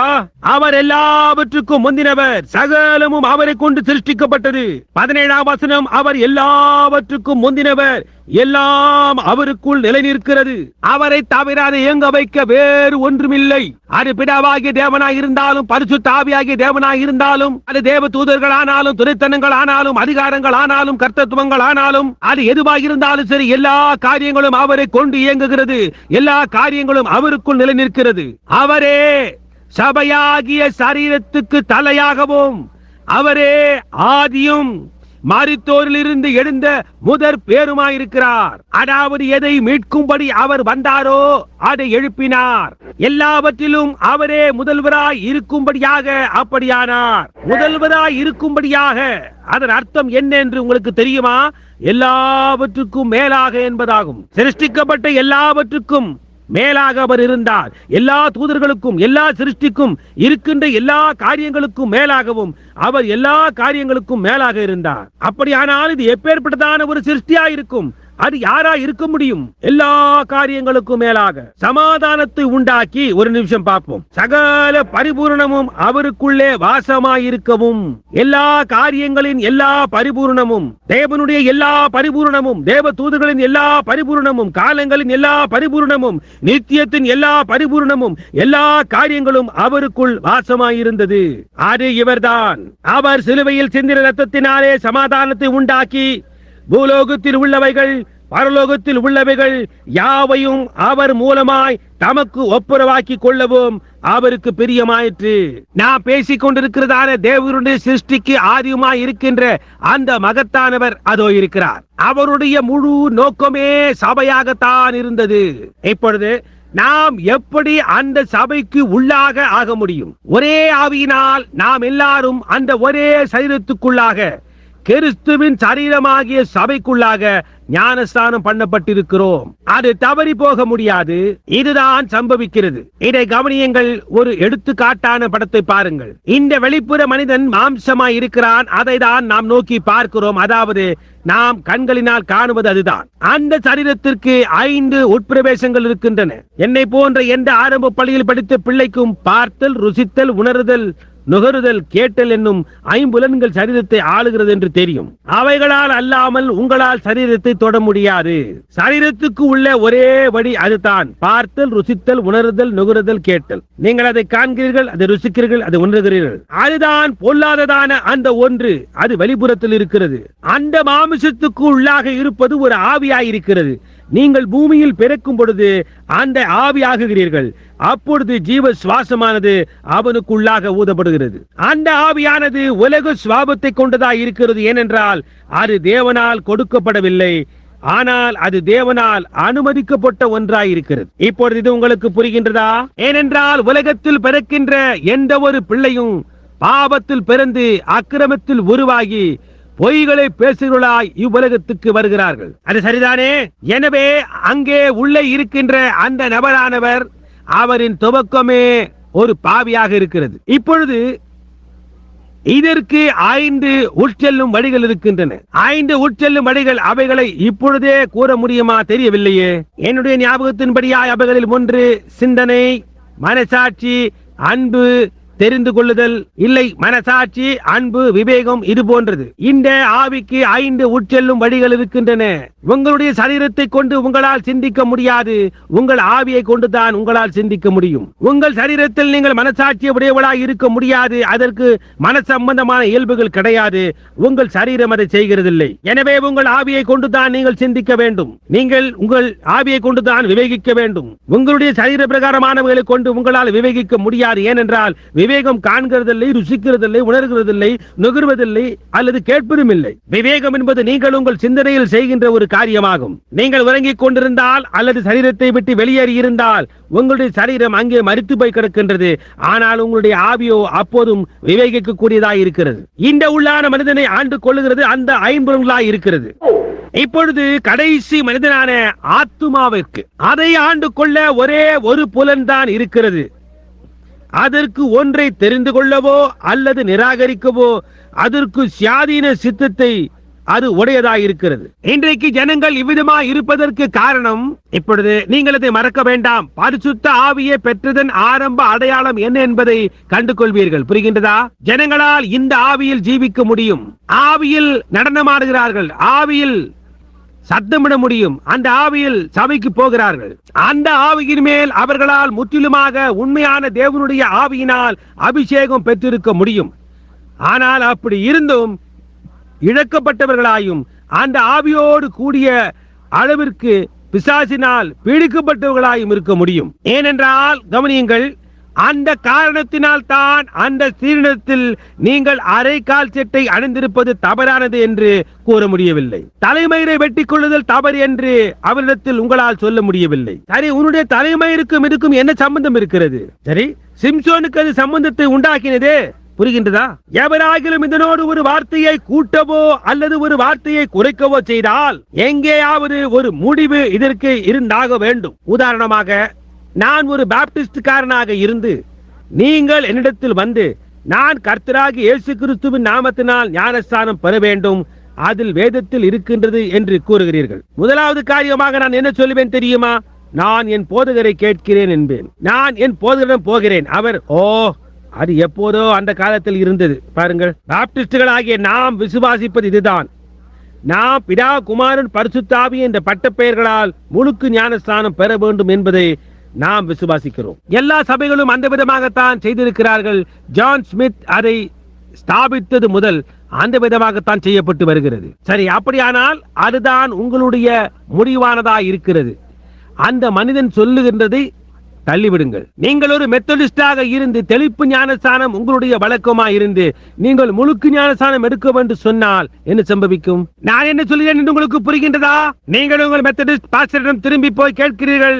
அவர் பிஷப்புக்கு ஒரு கடிதம் எழுதி இன்னார் இன்ன காரியத்தை குறித்து கேட்கிறார் என்று அவரை கேட்பார். அதற்கு அவர், ஆனால் மெத்தடிஸ்ட் சபையாராகிய நம்முடைய சபை ஜான் வெஸ்லி ஒயிட்ஃபீல்ட் ஆஸ்பனி போன்றவர்களால் இங்கிலாந்தில் 300 அல்லது 400 வருடங்களுக்கு முன்னால் நிறுவப்பட்டது.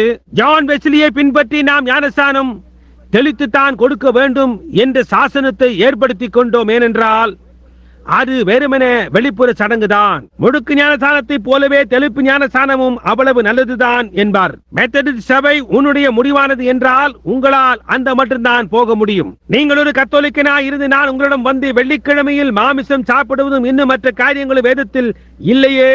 பரிசுத்த யூக்கரிஸ்ட் என்பது ஒரு மெல்லிய அப்பம் அல்ல, ஏனென்றால் அது ஒரு ஆவியாய் இருக்கிறது என்றெல்லாம் கூறினால் நீங்கள் நேராக உங்கள் பாதிரியாரிடம் சென்று சொல்வீர்கள். அதற்கு அவர், இதோ அது இருக்கிறது, நம்முடைய சாசனத்தில் அது எழுதப்பட்டிருக்கிறது என்று கூறுவார். சபைதான் உங்களுடைய முடிவானதா இருக்கும் போது எவர் என்ன சொன்னாலும் அதை ஏற்றுக்கொள்ளவே மாட்டீர்கள். அதுதான் உங்களுடைய முடிவானதா இருக்கும். ஓ தேவனே, இது அவர்கள் ஆழத்தில் படியட்டும்.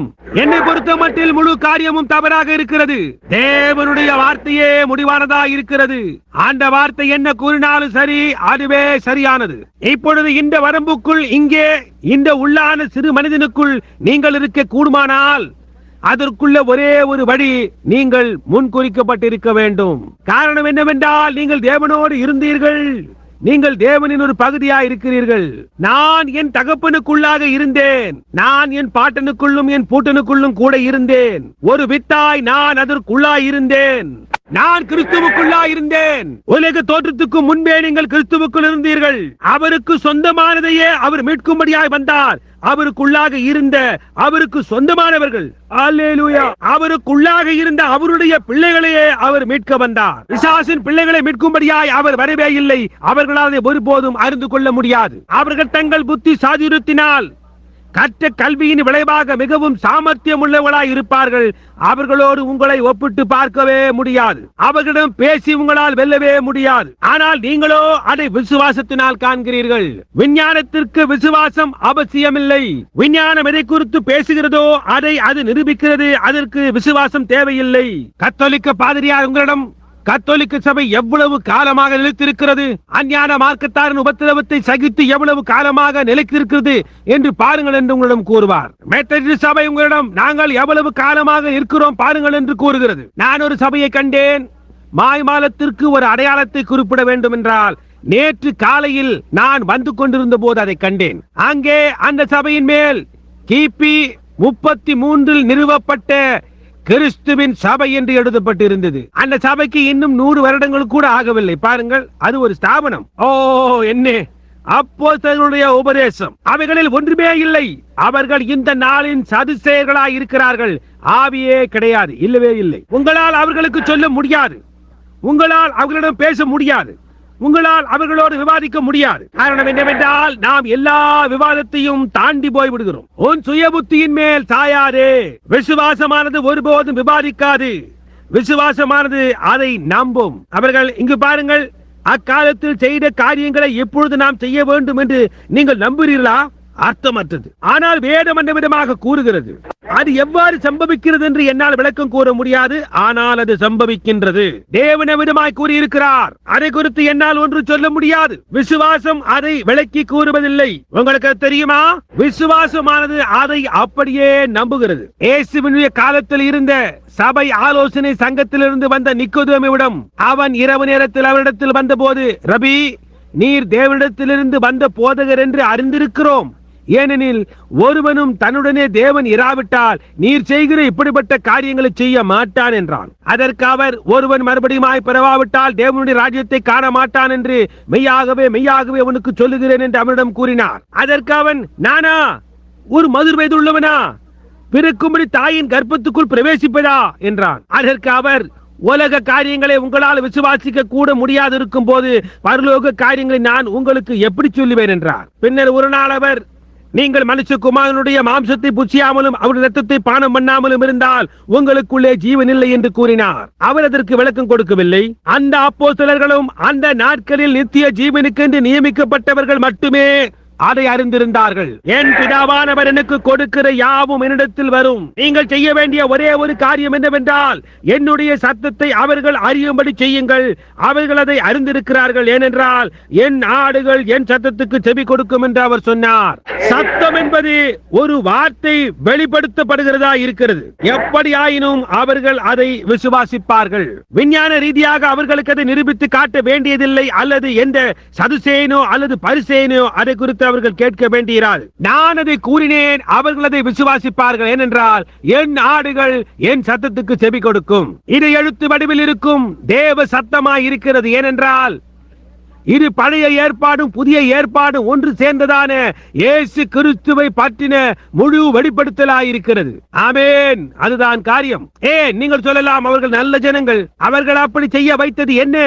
ஏனென்றால் ஒரு காரியம், அவர்களுடைய முடிவான காரியம் சபையாயிருக்கிறது. உங்களுக்கு நினைவிருக்கின்றதா? கடந்த ஞாயிற்றுக்கிழமைக்கு ஒரு வாரத்திற்கு முன்னர் கடைசி காலத்தில் அபிஷேகம் பெற்றவர்கள் என்ற செய்தியை இங்கு இருந்து அதை கேட்டவர்கள் எத்தனை பேர்? நான் நினைக்கிறேன் நீங்கள் எல்லாருமே கேட்டீர்கள் என்று. பாருங்கள், அவர்கள் அபிஷேகம் பண்ணப்பட்டிருக்கிறார்கள்.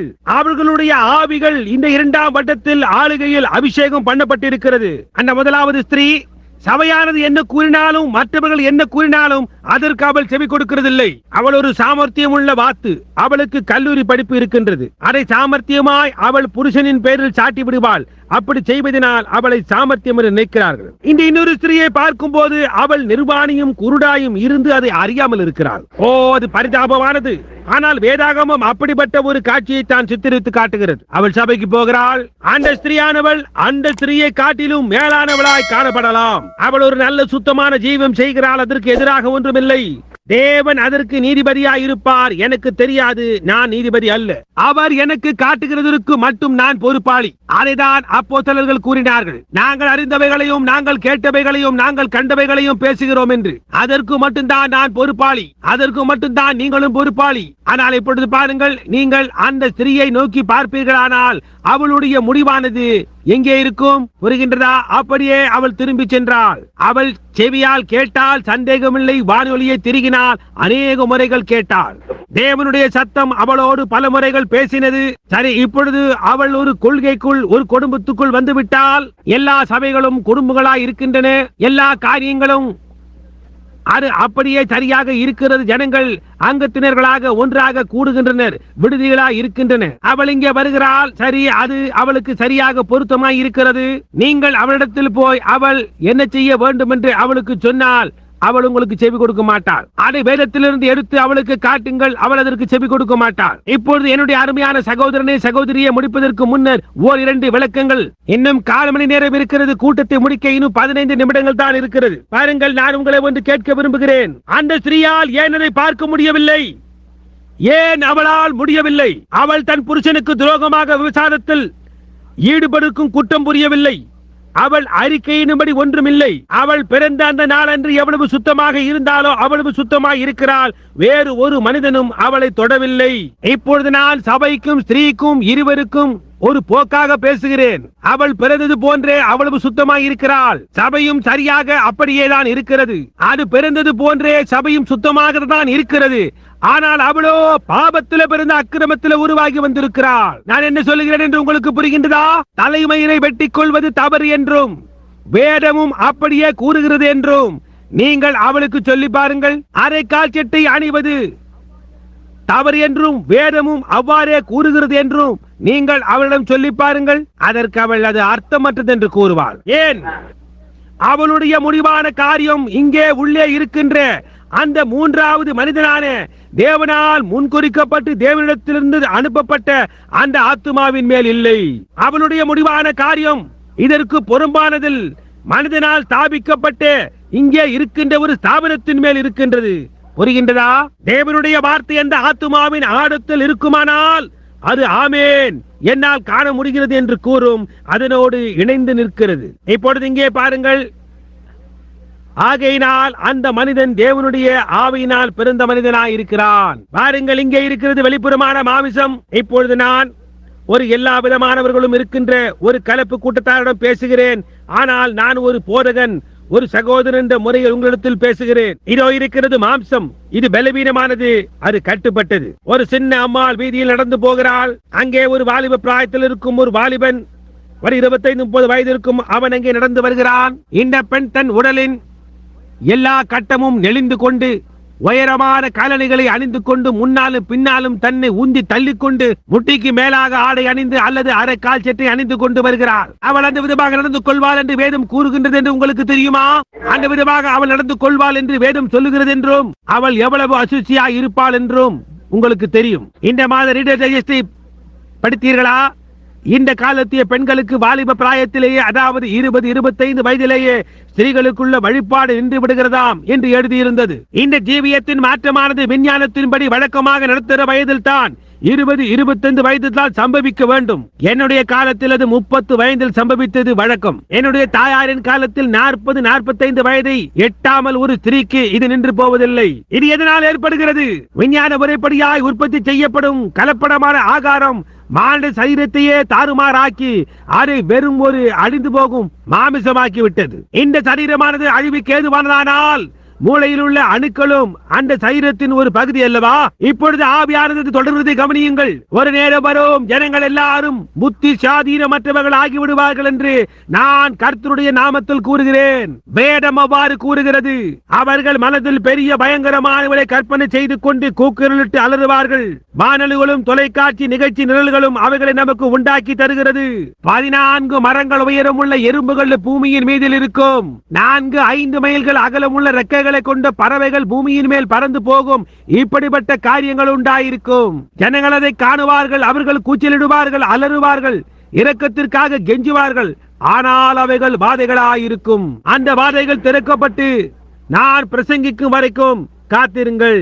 மோசே ஆவியாய் அல்ல, மாம்சீக மனிதனாக இருந்தபோது என்ன செய்தான் என்று கவனித்து பாருங்கள். அவருடைய தீர்க்கதரிசியாகிய மோசேயிடம் அவர், மோசே, நீ அங்கே போய் ஒரு கை நிறைய பூமியின் தூளை அள்ளி ஆகாயத்தில் தூவி கர்த்தர் உரைக்கிறதாவது பூமியின் மேல் வண்டுகள் வரும் என்று சொல் என்றார். அந்த இடத்துல வண்டுகள் ஒன்றுமே இல்லை.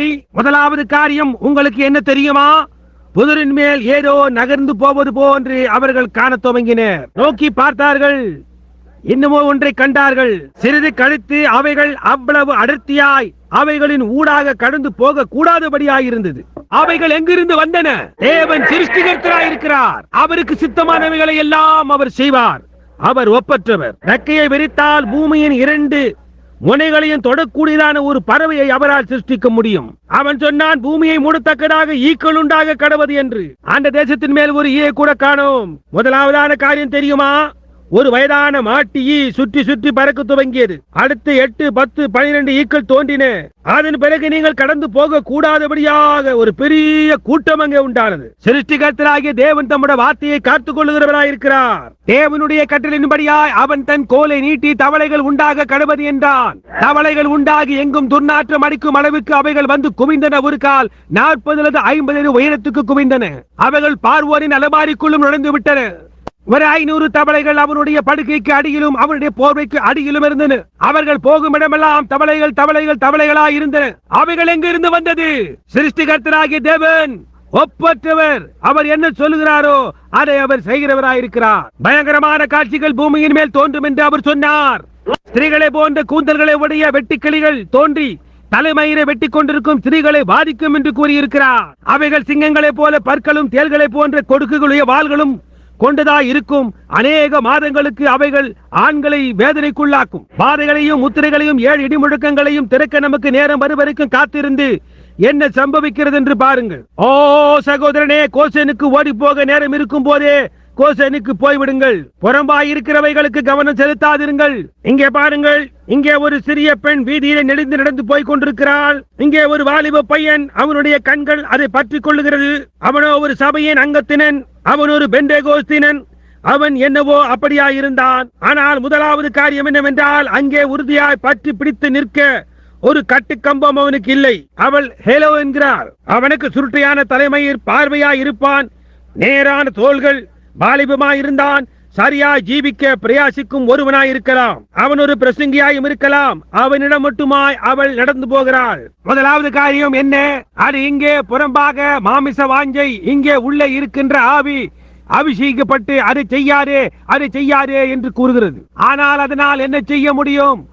அது அப்படியே சுற்றி வளைத்து அங்கே பற்றி பிடித்து அது போகிறது. முதலாவது என்ன காரியம் தெரியுமா? அவளோடு பழக நாள் குறித்துக் கொள்கிறான்.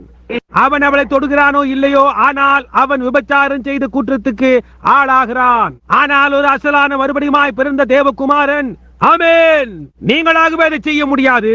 ஒரு இளமை ரத்தமோடு வாலிபனால் இந்த விதமான ஒரு பெண்ணின் முன்பாக ஏதோ காரியம் சம்பவிக்காமல் இருப்பது என்பது ஒரு முற்றிலுமாக கூடாத காரியமாகும். ஆனால் அங்கே உள்ள ஏதோ காரியம் இருக்கும் போது அந்த மறுபடியுமாய் பிறந்த அந்த மனிதன் ஏதோ காரியம் அந்த உள்ளான மனிதனில் இருக்குமானால், அந்த மனிதன் சத்தமிட்டு இருக்கலாம், அந்நிய பாஷையில் பேசி இருக்கலாம், குதித்திருக்கலாம், நடனமாடி இருக்கலாம், எல்லா காரியமும் செய்திருக்கலாம், ஆவியினால் அபிஷேகம் பண்ணப்பட்டிருக்கலாம். தேவன் அங்கே கூறியிருக்கிற எல்லா அடையாளங்களையும் அற்புதங்களையும் ஆவியை கொண்டு செய்திருக்கலாம். இயேசு சொன்னார், அந்நாளிலே அநேகர் என்னை நோக்கி, கர்த்தாவே, உமது நாமத்தினாலே தீர்க்கதரிசனம் உரைத்தோம் அல்லவா, உமது நாமத்தினாலே பிசாசுகளை துரத்தினோம் அல்லவா என்பார்கள். அவர் அக்கிரம செய்கைக்காரரை என்னை விட்டு அகன்று போங்கள் என்று. அக்கிரமம் என்றால் என்ன? ஒன்றை செய்ய வேண்டும் என்று அறிந்திருந்தும் அதை செய்யாமல் இருப்பதே அக்கிரமமாகும். அக்கிரம செய்கைக்காரரை என்னை விட்டு அகன்று போங்கள், நான் உங்களை அறியேன் என்று அவர் சொன்னார். ஆனால் அந்த மனிதனின் உள் பாகத்தில் அந்த சிறு கட்டும் கம்பமாக இருக்குமானால், உலக தோற்றத்துக்கு முன்பாக முன்குறிக்கப்பட்ட அந்த தேவனுடைய வித்து என்ன சம்பவிக்கிறது என்று எனக்கு அக்கறை இல்லை. அது அவனை பற்றி பிடித்துக் கொள்ளும். அங்கேயே இருப்பதற்காகவே அது அங்கே இருக்கிறது. அக்காரணத்தினால் தான் அந்த ஸ்திரீ அரைக்கால் சட்டை அணிகிறாள். விபச்சாரத்தில் காணப்படுகின்ற அந்த ஸ்திரீயை போன்றே இவளும் ஒரு விபச்சாரியாய் கருதப்படுகிறாள். புரிகின்றதா? அந்த ஆவி அவள் மேல் இருக்கிறது என்று அவளுக்கு தெரியாது. அவள் எப்படி அதை அறிவாள்? அவளுடைய முடிவான காரியம். ஒரு முடிவான காரியம் என்றால் என்ன? அதுதான் அதை குறித்து கூறப்படும் இறுதியான வார்த்தையாகும். முடிவான காரியம் என்பது ஆமீனாக இருக்கிறது. எல்லா போராட்டத்திற்கும் முடிவான ஒன்றாய் உங்களுடைய முடிவான காரியமாய் அது இருக்கிறது. உங்களுடைய சபை ஒரு பெண்டேகோஸ்தே சபை.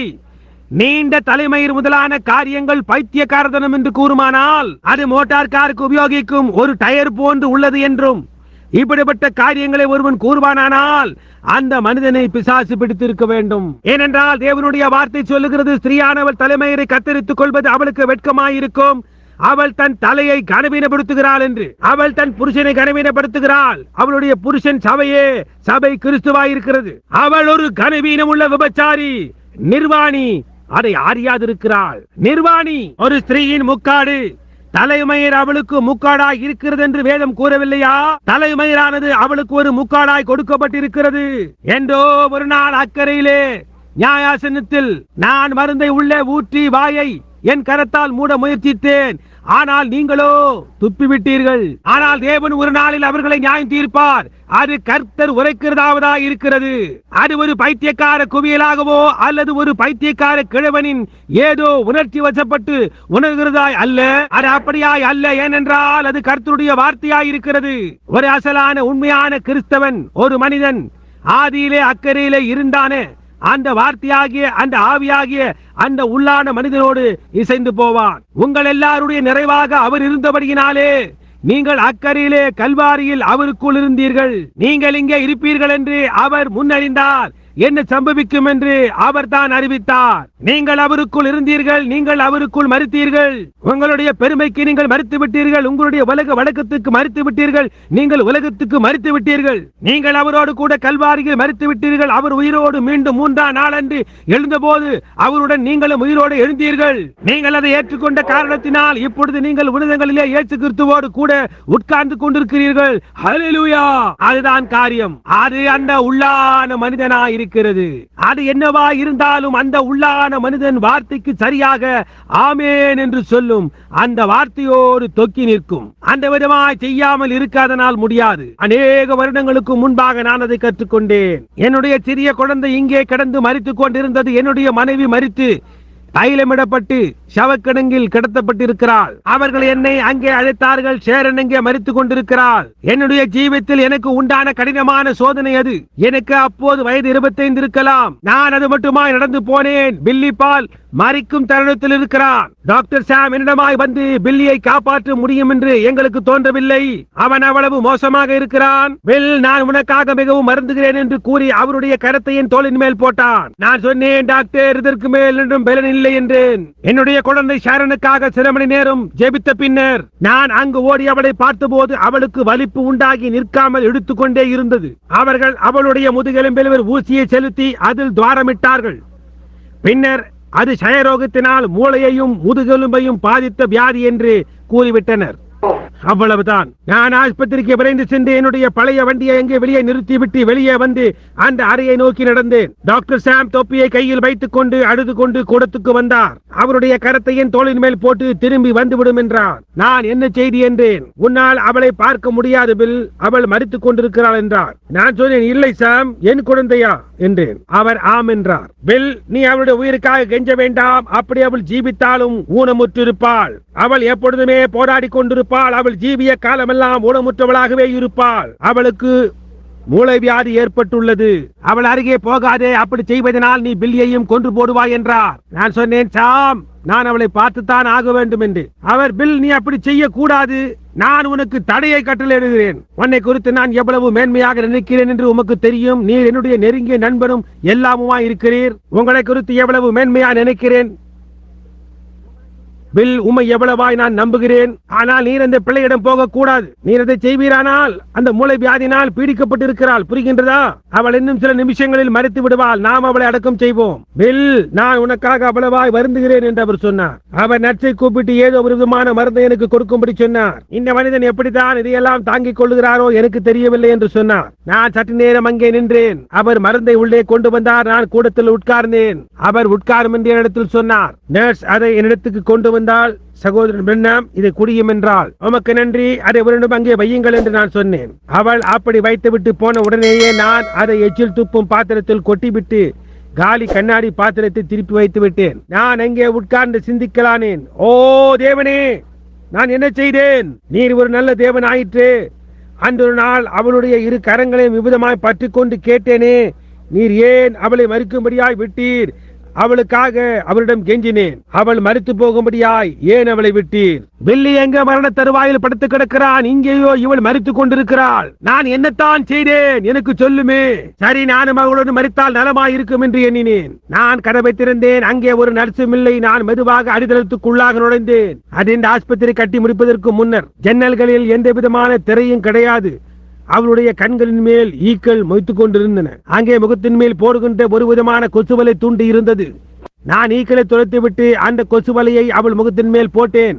அவள் அவ்வளவு வேதனை அனுபவித்த காரணத்தினால் கண்கள் குறுக்காக சென்றன. சரியாக அந்த நேரத்தில் சாத்தான் மெதுவாக என் பக்கத்தில் வந்து, அவர் ஒரு நல்ல தேவன் என்று நீ கூறினாயா என்று கேட்டான். அதற்கு நான், ஆம், அப்படித்தான் நான் சொன்னேன் என்றேன். அவர் ஒரு சுகமளிப்பவர் என்று நீ கூறினாயா என்றான். அப்படியானால் நீ உன் தகப்பனாரை பாவி என்று அழைத்து அவருடைய உயிருக்காக கெஞ்சி கேட்கும் போது அவர் எப்படி உன் கரங்களில் இருந்தவாறு மரித்து போனார்? உன்னுடைய சகோதரன் உன்னுடைய இன்னொரு சகோதரனுடைய கரத்தில் இருக்க நீர் அங்கே 2 வாரங்களுக்கு முன்னால் பீடத்தண்டை நின்று பிரசங்கித்துக் கொண்டிருக்க அவர் எப்படி மரித்து போனார்? பின்ன ஏன் அவர் உன்னுடைய ஜெபத்துக்கு பதில் அளிக்கவில்லை?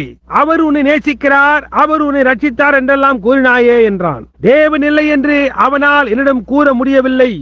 ஏனென்றால் நான் ஏற்கனவே அவரை பார்த்திருக்கிறேன். ஆனால் அவருக்கு என் பேரில் அக்கறை இல்லை என்பதை என்னிடம் கூறிக்கொண்டிருந்தான். அவன் சொன்னான், அதோ கிடக்கிறாள் உன் மனைவி, சீக்கிரத்தில் உன் குழந்தையும் அந்த இடத்திற்கு போய்விடுவாள். உன்னுடைய தகப்பனார் அடக்கம் பண்ணி ஆயிற்று, உன்னுடைய சகோதரனை அடக்கம் பண்ணி ஆயிற்று, நாளைக்கு உன்னுடைய மனைவியும் அடக்கம் பண்ணப்பட போகிறாள். இதோ இங்கே உன்னுடைய குழந்தையும் மரித்துக் கொண்டிருக்கின்றது. அப்படி இருந்தும் அவர் ஒரு நல்ல தேவனா? அப்படியா? அவர் ஒரு சுகம் அளிப்பவரா? நீ உன்னை தானே அழித்துக் கொண்டா என்று கூறினான். அது என்ன செய்தது?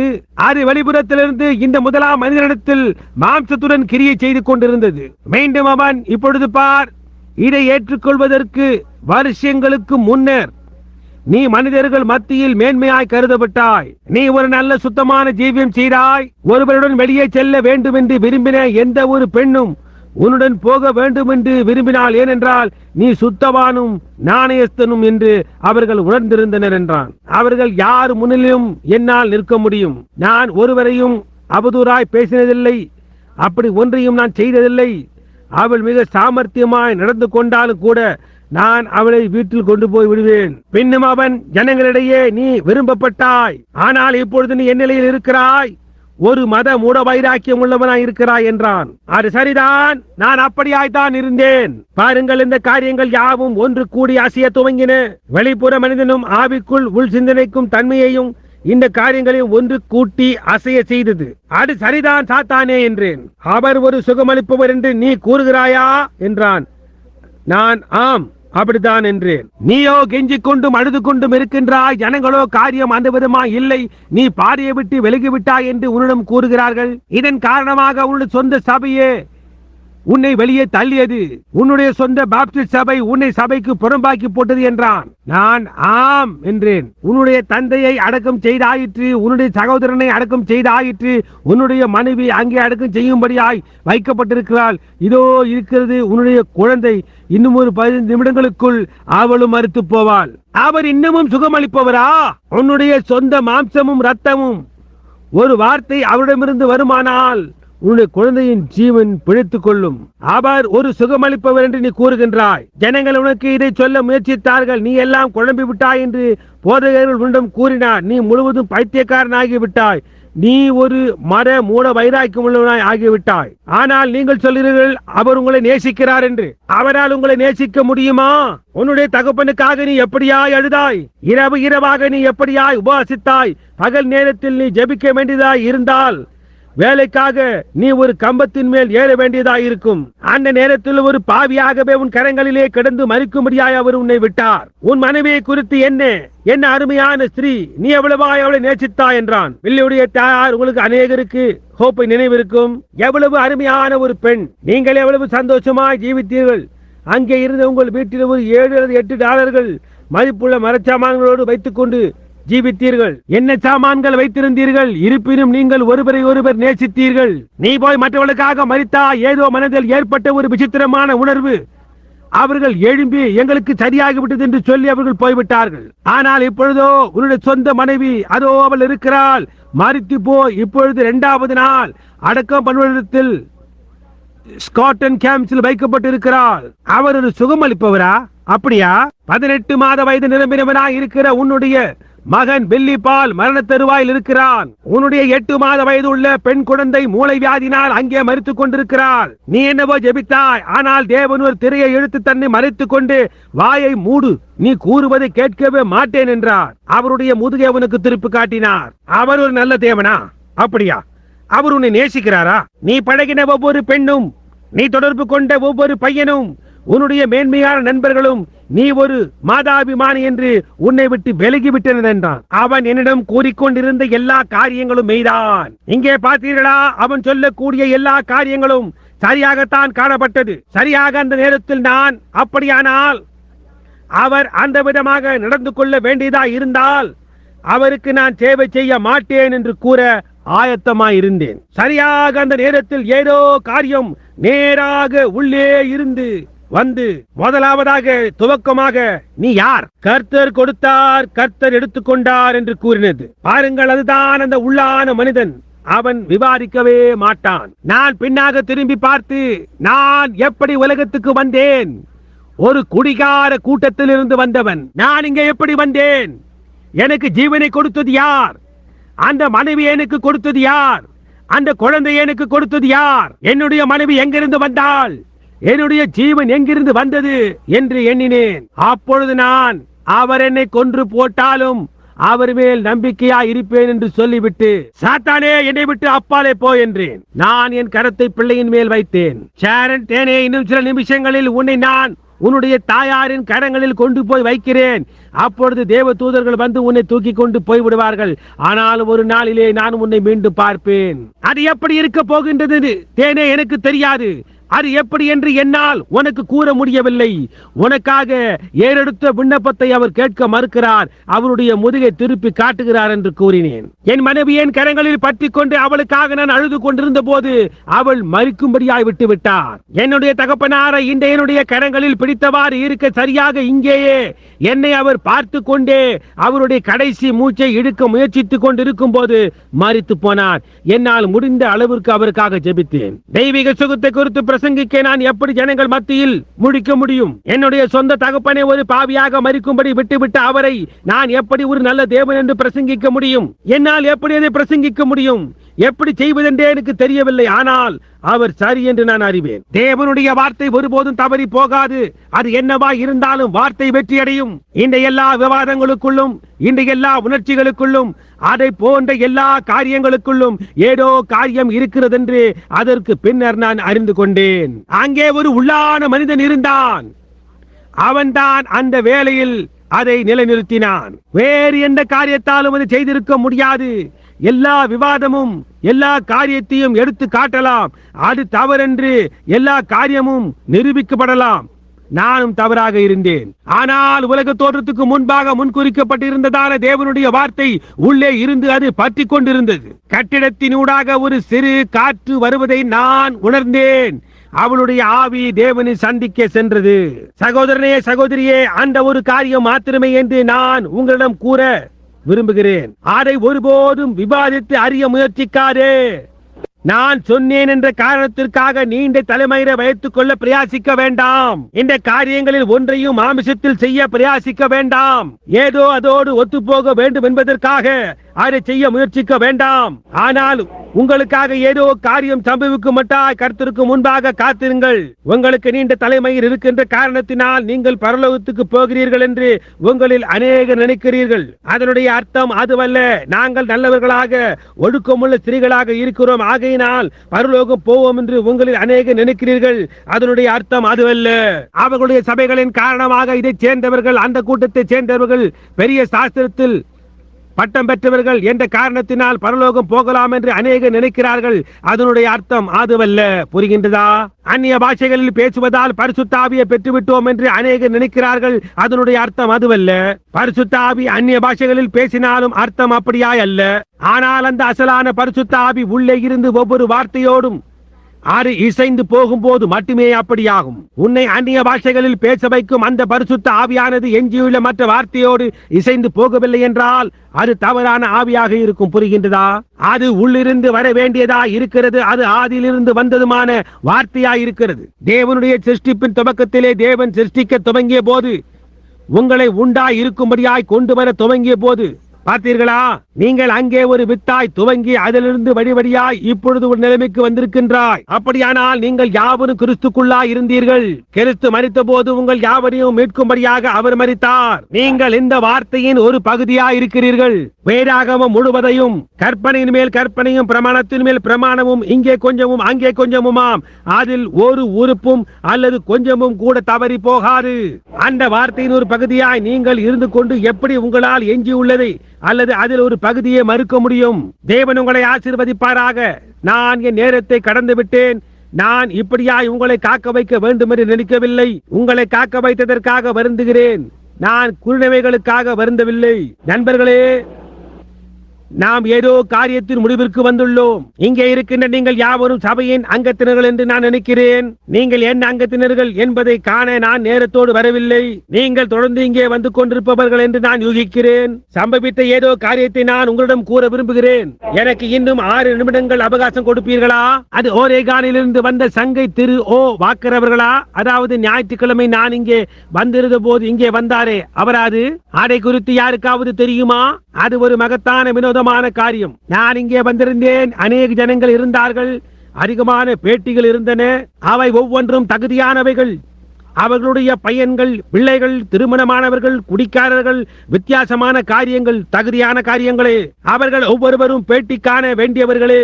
அவை யாவற்றையும் என்னால் செய்ய முடியாது. நான் உங்களை தேவனிடத்தில் ஒப்புவிக்கிறேன். அவைகளின் மேல் ஜெபத்தில் என் கரங்களை வைத்து, ஓ தேவனே, என்னால் அதை செய்ய முடியவில்லை. அவர்களிடம் வாரும் தேவனே, உமக்கு தெரியும் எப்படி அதை செய்ய வேண்டும் என்று. அவர்கள் ஒவ்வொருவருக்காகவும் நான் ஜெபிக்கிறேன். பில்லி என்னை அழைத்தான். நான் அப்பொழுது தான் சகோதரன் பேங்க்ஸுடன் வந்திருந்தேன். அவன், அப்பா, உங்களால் முடிந்தால் என்றான். சில சமயங்களில் ஜனங்கள் அங்கே காரோட்டி போவதை நான் காண்கிறேன். சந்துகளிலும் பார்ப்பேன். நான் அவர்களை நோக்கி பார்த்து கைகளை அசைத்து காட்டுவேன். அவர்கள் அப்படி ஏறக்குறைய தலையை திருப்புவார்கள். நீங்கள் அப்படி செய்ய வேண்டாம். நான் ஜீவிப்பதற்காக அங்கே டூசானில் எனக்கு ஒரு இடத்தை வாங்கிக் கொண்டிருந்த அந்த ஒரு நாளன்று அங்கே சகோதரன் டோனிக்கு சொந்தமான நிலம் ஒன்றை நான் வாங்க வேண்டும் என்று விரும்பினார். இந்த இடத்தின் விலையை கூட 3 அல்லது 4 மடங்கு அதிகம். அவரே மேலும் அதன் பெயரில் எத்தனையோ ஆயிரக்கணக்கான டாலர்களை செலவழிக்க வேண்டும் என்று விரும்பினார். அந்த இடத்திற்கு போக வேண்டுமானால் ஒரே வழி உண்டு. அங்கே ஒரு காவலாளி இருப்பான். அது ஒரு மகத்தான இடம். அது புதிதாக சேர்க்கப்பட்டிருக்கிறது. அங்கே ஜீவிக்கின்ற இந்த ஜனங்கள் வந்து பார்க்க வேண்டுமானால் எழுதின அனுமதியை உடையவர்களாய் இருக்க வேண்டும். அப்பொழுது காவலாளி உங்களை அழைத்து அவர்கள் உள்ளே வருவதால் பாதகம் இருக்கிறதா என்று பார்ப்பான். நான் சொன்னேன், டோனி, சற்று யோசித்து பார்.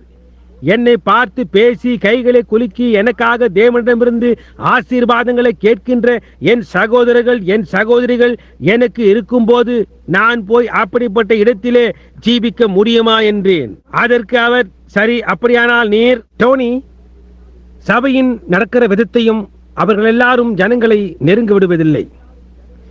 எல்லா காரியங்களும் நான் தான் செய்ய வேண்டும் என்றிருக்கின்ற அப்படிப்பட்ட ஜனங்களுக்கு எப்படி என்று கூறினேன். அவர்கள் சொல்வார்கள், கர்த்தரிடம் கூறினார், அல்லேலுயா, நான் இங்கே இருக்க போகிறேன், தேவனுக்கு மகிமை என்று. எங்கள் கூட்டத்தார் மத்தியிலே நீங்கள் ஒரு கூட்டம் நடத்த வேண்டும் என்று கர்த்தரிடம் கூறினார். ஆமையா, தேவனுக்கு மகிமை.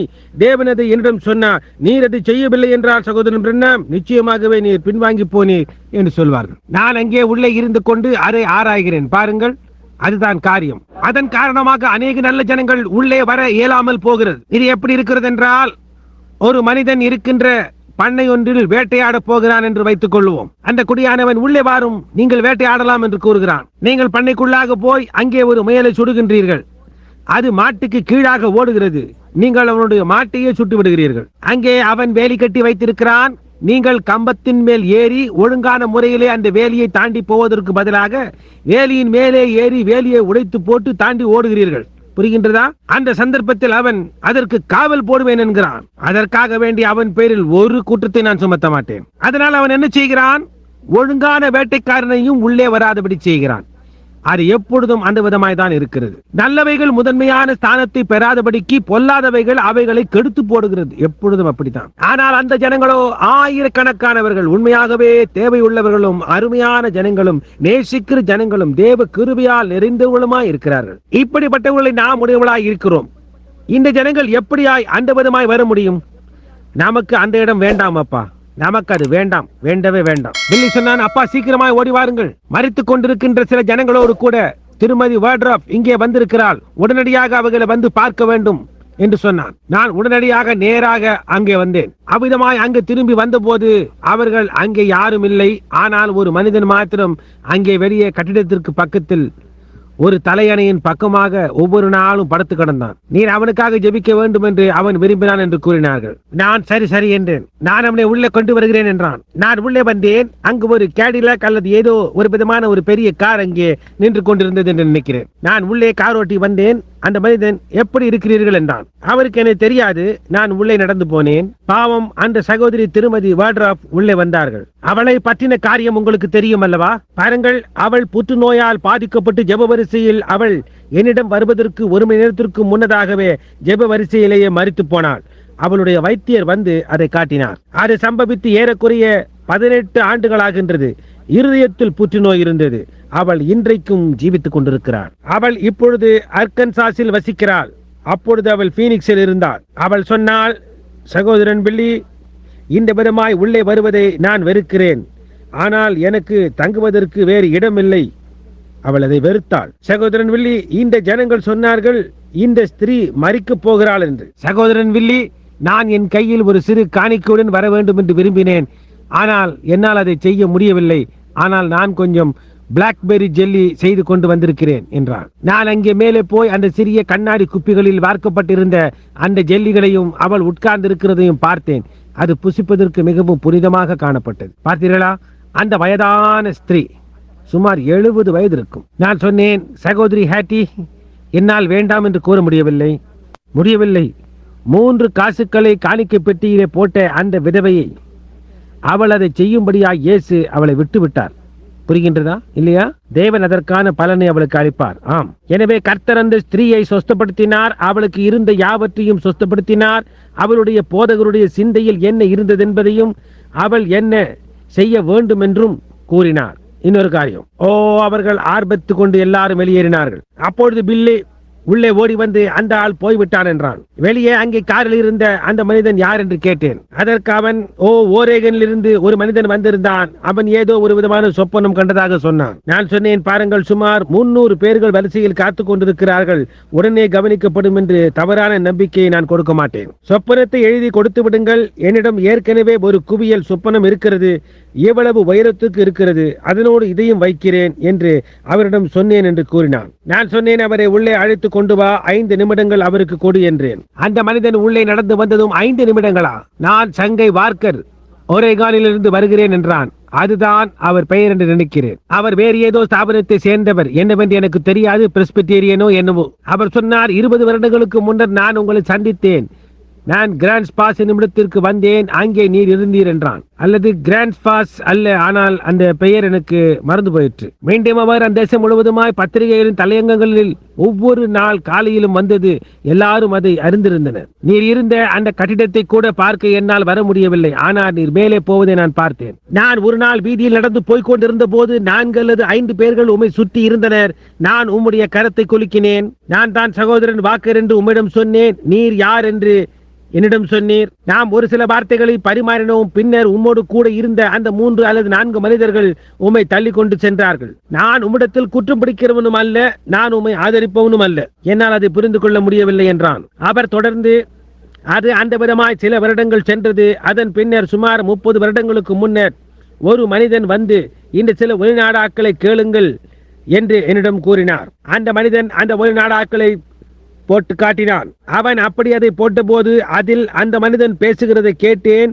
அந்த மனிதன் உம்மை ஒரு தீர்க்கதரிசி என்று நம்புகிறான். நான் அந்த மனிதனிடத்தில், இந்த காரியங்களை குறித்து எனக்கு ஒன்றும் தெரியாது, எனக்கு தெரிந்ததெல்லாம் இதுவாக இருக்கலாம் என்று சொன்னேன். அப்படியாய் அவர் தொடர்ந்து, அதற்கு பிறகு இன்னொரு மனிதன் எங்கள் பட்டணத்திற்குள் வந்தார், ஒரு கூட்டம் நடத்தினார். நான் அவரை சந்தித்தேன். அவர் சொன்னார், நான் இந்த நாளின் தேவனுடைய தீர்க்கதரிசி என்று. அவர் சொன்னார், தீர்க்கதரிசி என்று தங்களை அழைத்துக் கொள்கிறவர்கள் எத்தனை பேர் இருக்கிறீர்கள் என்று. ஒரு இடத்திலே ஒரு மனிதன் உள்நாடாக்களை கேட்டுக்கொண்டு, வில்லியம் பிரண்ணாம் கிழக்கில் இருப்பவர், அவர்தான் இந்நாளின் தீர்க்கதரிசி என்று அவர் கூறுகிறார். இது போன்ற காரியங்களை நான் கேள்விப்படுகிறேன். அவர் சொன்னார், ஆனால் இந்த மனிதன் அவருடைய பெயரை நான் சொல்ல மாட்டேன், ஏனென்றால் அப்படி சொல்வது சரியல்ல. இந்த மனிதன் சொன்னான், எனக்கு வில்லியம் பிரண்ணாமை தெரியும், ஆனால் அவருடைய உபதேசம் எல்லாம் தவறாயிருக்கிறது. அவர் பெண்டெகோஸ்து அல்ல, அவர் ஆரம்ப அடையாளத்தை நம்புவதும் இல்லை. இன்னொரு காரியம், அவர் பெரிய தீர்க்கதரிசிகள் சிறிய தீர்க்கதரிசிகள் இருக்கிறார்கள் என்கிறார். அப்படியாய் ஒரு காரியமும் இல்லை. ஒன்று, நீ ஒரு தீர்க்கதரிசியா இருக்க வேண்டும், அல்லது நீ ஒரு தீர்க்கதரிசி அல்ல, அவ்வளவுதான் என்று சொன்னார். அவர் சொன்னார், சரி போதகரே, அதை குறித்து நான் உம்மிடம் விவாதிக்கவில்லை. இந்த மனிதன் சொல்லுகிறான், வில்லியம் பிரண்ணாம் தீர்க்கதரிசி என்று. அந்த மனிதன் சொல்லுகிறான், தான் இந்த நாளின் தீர்க்கதரிசி என்று. இந்த மனிதர்கள் கூறினதை நான் கேட்டேன் என்றுதான் உம்மிடம் கூறுகிறேன். இந்த விதமா எத்தனை பேர்கள் இருக்கிறார் என்று ஆச்சரியப்படுகிறேன் என்றார். அவன் சொன்னான், நீர் இதை அறிய வேண்டும் என்று நான் விரும்புகிறேன். நான் இந்த காலத்தின் தீர்க்கதரிசி என்றான். அவர் சொன்னார், நீர் என்ன? கர்த்தர் உம்மை ஆசீர்வதித்து உம்மோடு கூட இருப்பாராக என்றான். அதற்கு கவனம் செலுத்தாமல் தொடர்ந்து சொன்னார். அவர் தொடர்ந்து அவருடைய சகோதரர்கள் மத்தியில் 3 அல்லது 4 கூட்டங்கள் நடத்தினார். அவர் தபால் நிலையத்திற்கு போய், என்னுடைய கடிதங்களை மாற்றி அனுப்ப வேண்டாம், நான் 4 அல்லது 5 நாட்கள் திரும்பி வருவேன், அது மட்டுமாய் எல்லா கடிதங்களும் இங்கேயே முடங்கி கிடக்கட்டும் என்று சொன்னார். அவர்கள் சரி என்று சொல்லிவிட்டு அங்கே ஒரு குறிப்பும் எழுதி ஒட்டினார்கள். அவர் தன் மகளை காணும்படியாய் போனார். வரும் வழியிலே ஒரு சபையண்டையில நிறுத்தினார். அன்றிரவு அங்கே கூட்டம் நடத்தினார். அடுத்த நாள் காலையில் பொது தபாலை பார்த்தால் என்ன என்று தோன்றி அப்படியாய் போய் பார்த்தபோது ஒரு கடிதம் எப்படி தவறி பொது தபாலில் அவருடைய மகளுக்கு அனுப்பப்பட்டிருந்தது. அவர் அதை திறந்து பார்த்தார். அது என்னுடைய நண்பனான திரு ஹில்டர்பிராண்ட் இடமிருந்து வந்தது. அவர்தான் எனக்கு வெளிநாடாக்களை போட்டு காட்டினவர். சகோதரன் ராய் பார்டஸிடமிருந்து திரு ஹில்டர்பிராண்ட் அவர்களுக்கு செய்தி வந்துள்ளது. உங்களுக்கு தெரியும், ராய் பார்டஸ் நம்முடைய மேலாளர்களில் ஒருவர் என்று. அதாவது 28ஆம் தேதியிலிருந்து முதல் தேதி மட்டுமாக என்னுடைய கூட்டங்கள் நடக்க வேண்டியதாகவும் திரும்பி வந்து அவைகளை நேரிலேயே காணலாம் என்றும் எழுந்திருந்தது என்றார். அவர் சொன்னார், இங்கே பாருங்கள், இந்த ஆட்கள் என்னை எப்படியாவது உள்ளே இழுக்க முயற்சிக்கிறார்கள் என்று. புரிகின்றதா? அவர் அந்த கடிதத்தை நசுக்கி குப்பை தொட்டியில் போட்டுவிட்டு இந்த விதமாய் போய்விட்டார். தொடர்ந்து போய் அன்றிரவு அந்த கூட்டத்தை நடத்தினார். அடுத்த நாள் காலையில் அதற்கு பின்னர் அவர் அவருடைய இருதயத்தை பிடித்துக் கொண்டு அங்கேயே அறைக்குள்ளேயே அழ ஆரம்பித்தார். அவர் சொன்னார், திருவாளர் பென்ஹாமே, நான் தேவனுக்கு முன்பாக நிற்க வேண்டும் என்று நான் உணர்கிறேன். நான் தூங்கிக் கொண்டிருந்தேனோ என்னவோ, என்ன சம்பவித்தது என்று எனக்கு தெரியவில்லை. நான் கனவு கண்டேன், நான் தூங்கிக் கொண்டிருந்த போது கனவு கண்டேன் என்று சொல்ல போகிறேன் என்றார். அவர் தொடர்ந்து, சபைக்கு போயிருந்த என் மகன் என்று நினைக்கிறேன், ஒரு சாக்கு பைக்குள் கையை திணித்தான். அப்படி திணித்த போது அந்த சாக்கு ஆப்பிள்களால் நிறைந்திருந்தது. அவைகள் எல்லாம் கவிழ்ந்து விட்டது. அவைகளை பொறுக்கி எடுக்கும்படி நான் சென்றேன். அவைகள் எல்லாம் ஒரு கடிக்கப்பட்ட பச்சை நிற ஆப்பிள்களாய் இருந்தது. நான் அவைகளை பொறுக்கி சாக்குக்குள் போட்டேன். அவைகளில் சில வெளியே உருண்டு உருண்டு ஓடினது. நான் அவைகளை எடுக்கும்படியா முயற்சித்து அவைகளின் பின்னே சென்றேன். அது கீழாக புல்தரைக்கு ஓடினது. சங்கிலிகளால் இணைக்கப்பட்ட வேலைக்கு கீழாக ஓடி போனது. அங்கே ஒரு பெரிய மகத்தான பெரும் பாதை போய்கொண்டிருந்தது. நான் திரும்பி கிழக்கு பக்கமாக பார்த்தேன். அந்த சங்கிலியானது அங்கே பின்னாலே இருக்கின்ற ஒரு பெரிய கற்பாறைக்குள் கொக்கி போடப்பட்டிருந்தது. அங்கே நான் போய் அந்த சங்கிலியை கீழ் அவிழ்த்து விட்டு அந்த பக்கமாக கடந்து போய் அந்த ஆப்பிள்களை அவருக்கு கொண்டு வரலாம் என்று நினைத்தேன். நான் சங்கிலியை அவிழ்க்க துவங்கினதும் ஒரு சத்தம் பூமியையும் குலுக்கிறது போல உண்டானது. நான் நின்று கொண்டிருந்த இடமும் குலுங்கினது. குலுங்கி முடிந்ததும் நான் ஒரு சத்தத்தை கேட்டேன். சகோதரன் பிரணாம், அது உம்முடைய சத்தமாயிருந்தது. ஏதோ இந்த விதமாய் கூறினது போன்று எனக்கு தெரிந்தது. நான் இன்னும் ஒரு முறை இந்த பாதையில் சவாரி செய்வேன் என்று கூறினது. நான் இந்த விதமாக அந்த பாறையை மேலாக நோக்கி பார்த்தேன்.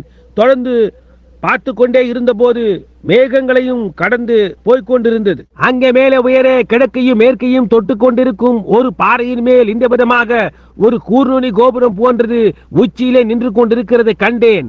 திரும்பி இங்கே கிழக்கு மட்டுமாக போய் பார்த்தபோது அங்கே நீர் ஒரு குதிரையின் மேல் இருந்தீர். அது போன்ற ஒன்றை நான் என் ஜீவித்திலே கண்டதில்லை. மகத்தான வெள்ளை குதிரை, அதன் வெண்மையான பிடரிமயிர் கீழே தொங்கிக் கொண்டிருந்தது. அங்கே நீர் ஒரு சிவப்பெந்தியன் தலைவனை போல அவர்களுக்கு இருந்த சகல காரியங்களும் உடுத்திக் கொண்டிருந்தீர். மார்க்கவசம் அணிந்திருந்தீர். கைகளில் வளையல்களை அணிந்திருந்தீர். எல்லாமும் இந்த விதமாக வளையங்களாய் இருந்தது. நீர் உம்முடைய கரத்தை இப்படி மேலே தூக்கி பிடித்துக் கொண்டிருந்தீர். அந்த குதிரையானது அங்கே ஒரு ராணுவ குதிரையை போல் நின்று கொண்டிருந்தது.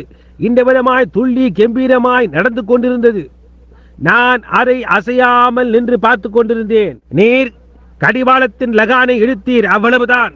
மேற்கு நோக்கி பாய்ந்து சென்றீர் என்று கூறினார். அவர் தொடர்ந்து, நான் அங்கே கீழ் நோக்கி பார்த்தேன். அங்கே ஒரு கூட்ட விஞ்ஞானிகள் இருந்தனர். அடுத்த நாள் காலை, அது ஒரு சனிக்கிழமை காலையில், நான் விஞ்ஞானிகளின் பேரில் அவர்கள் பிசாசுகள் என்று பிரசங்கம் செய்தேன். அங்கே பார்த்தபோது அந்த விஞ்ஞானிகள் ஏதோ காரியங்களை பரிசோதனை குழாய்களில் ஊற்றி அதை கலந்து கொண்டிருந்தனர். நீர் குதிரையை நிறுத்தி மீண்டுமாய் உம்முடைய கரத்தை உயர்த்தி, நான் இன்னுமாய் ஒரு முறை இந்த பாதையில் சவாரி செய்வேன் என்று சத்தமிட்டீர். பூமி முழுவதும் அதிர்ந்தது. ஜனங்கள் அதிர்ந்தார்கள். மேல் நோக்கி பார்த்தார்கள். ஒருவரை ஒருவர் பார்த்தார்கள். உம்மை நோக்கி பார்த்தார்கள்.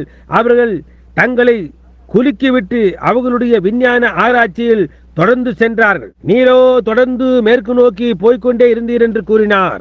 அவர் தொடர்ந்து, அப்படி நடந்த போது தன்னை ஒரு தீர்க்கதரிசி என்று அழைத்துக் கொண்ட இந்த மனிதன், உங்களுக்கு தெரியும், அவன் ஒரு வெள்ளையும் கருப்பும் கலந்ததுமான ஒரு குதிரையின் மேல் ஏறி கொண்டு வந்தான். அவன் அந்த மகத்தான குதிரையின் மேல் ஏறிக்கொண்டு, அது எங்கோ மேகங்களுக்கு மேலாக சம்பவிக்கிறது.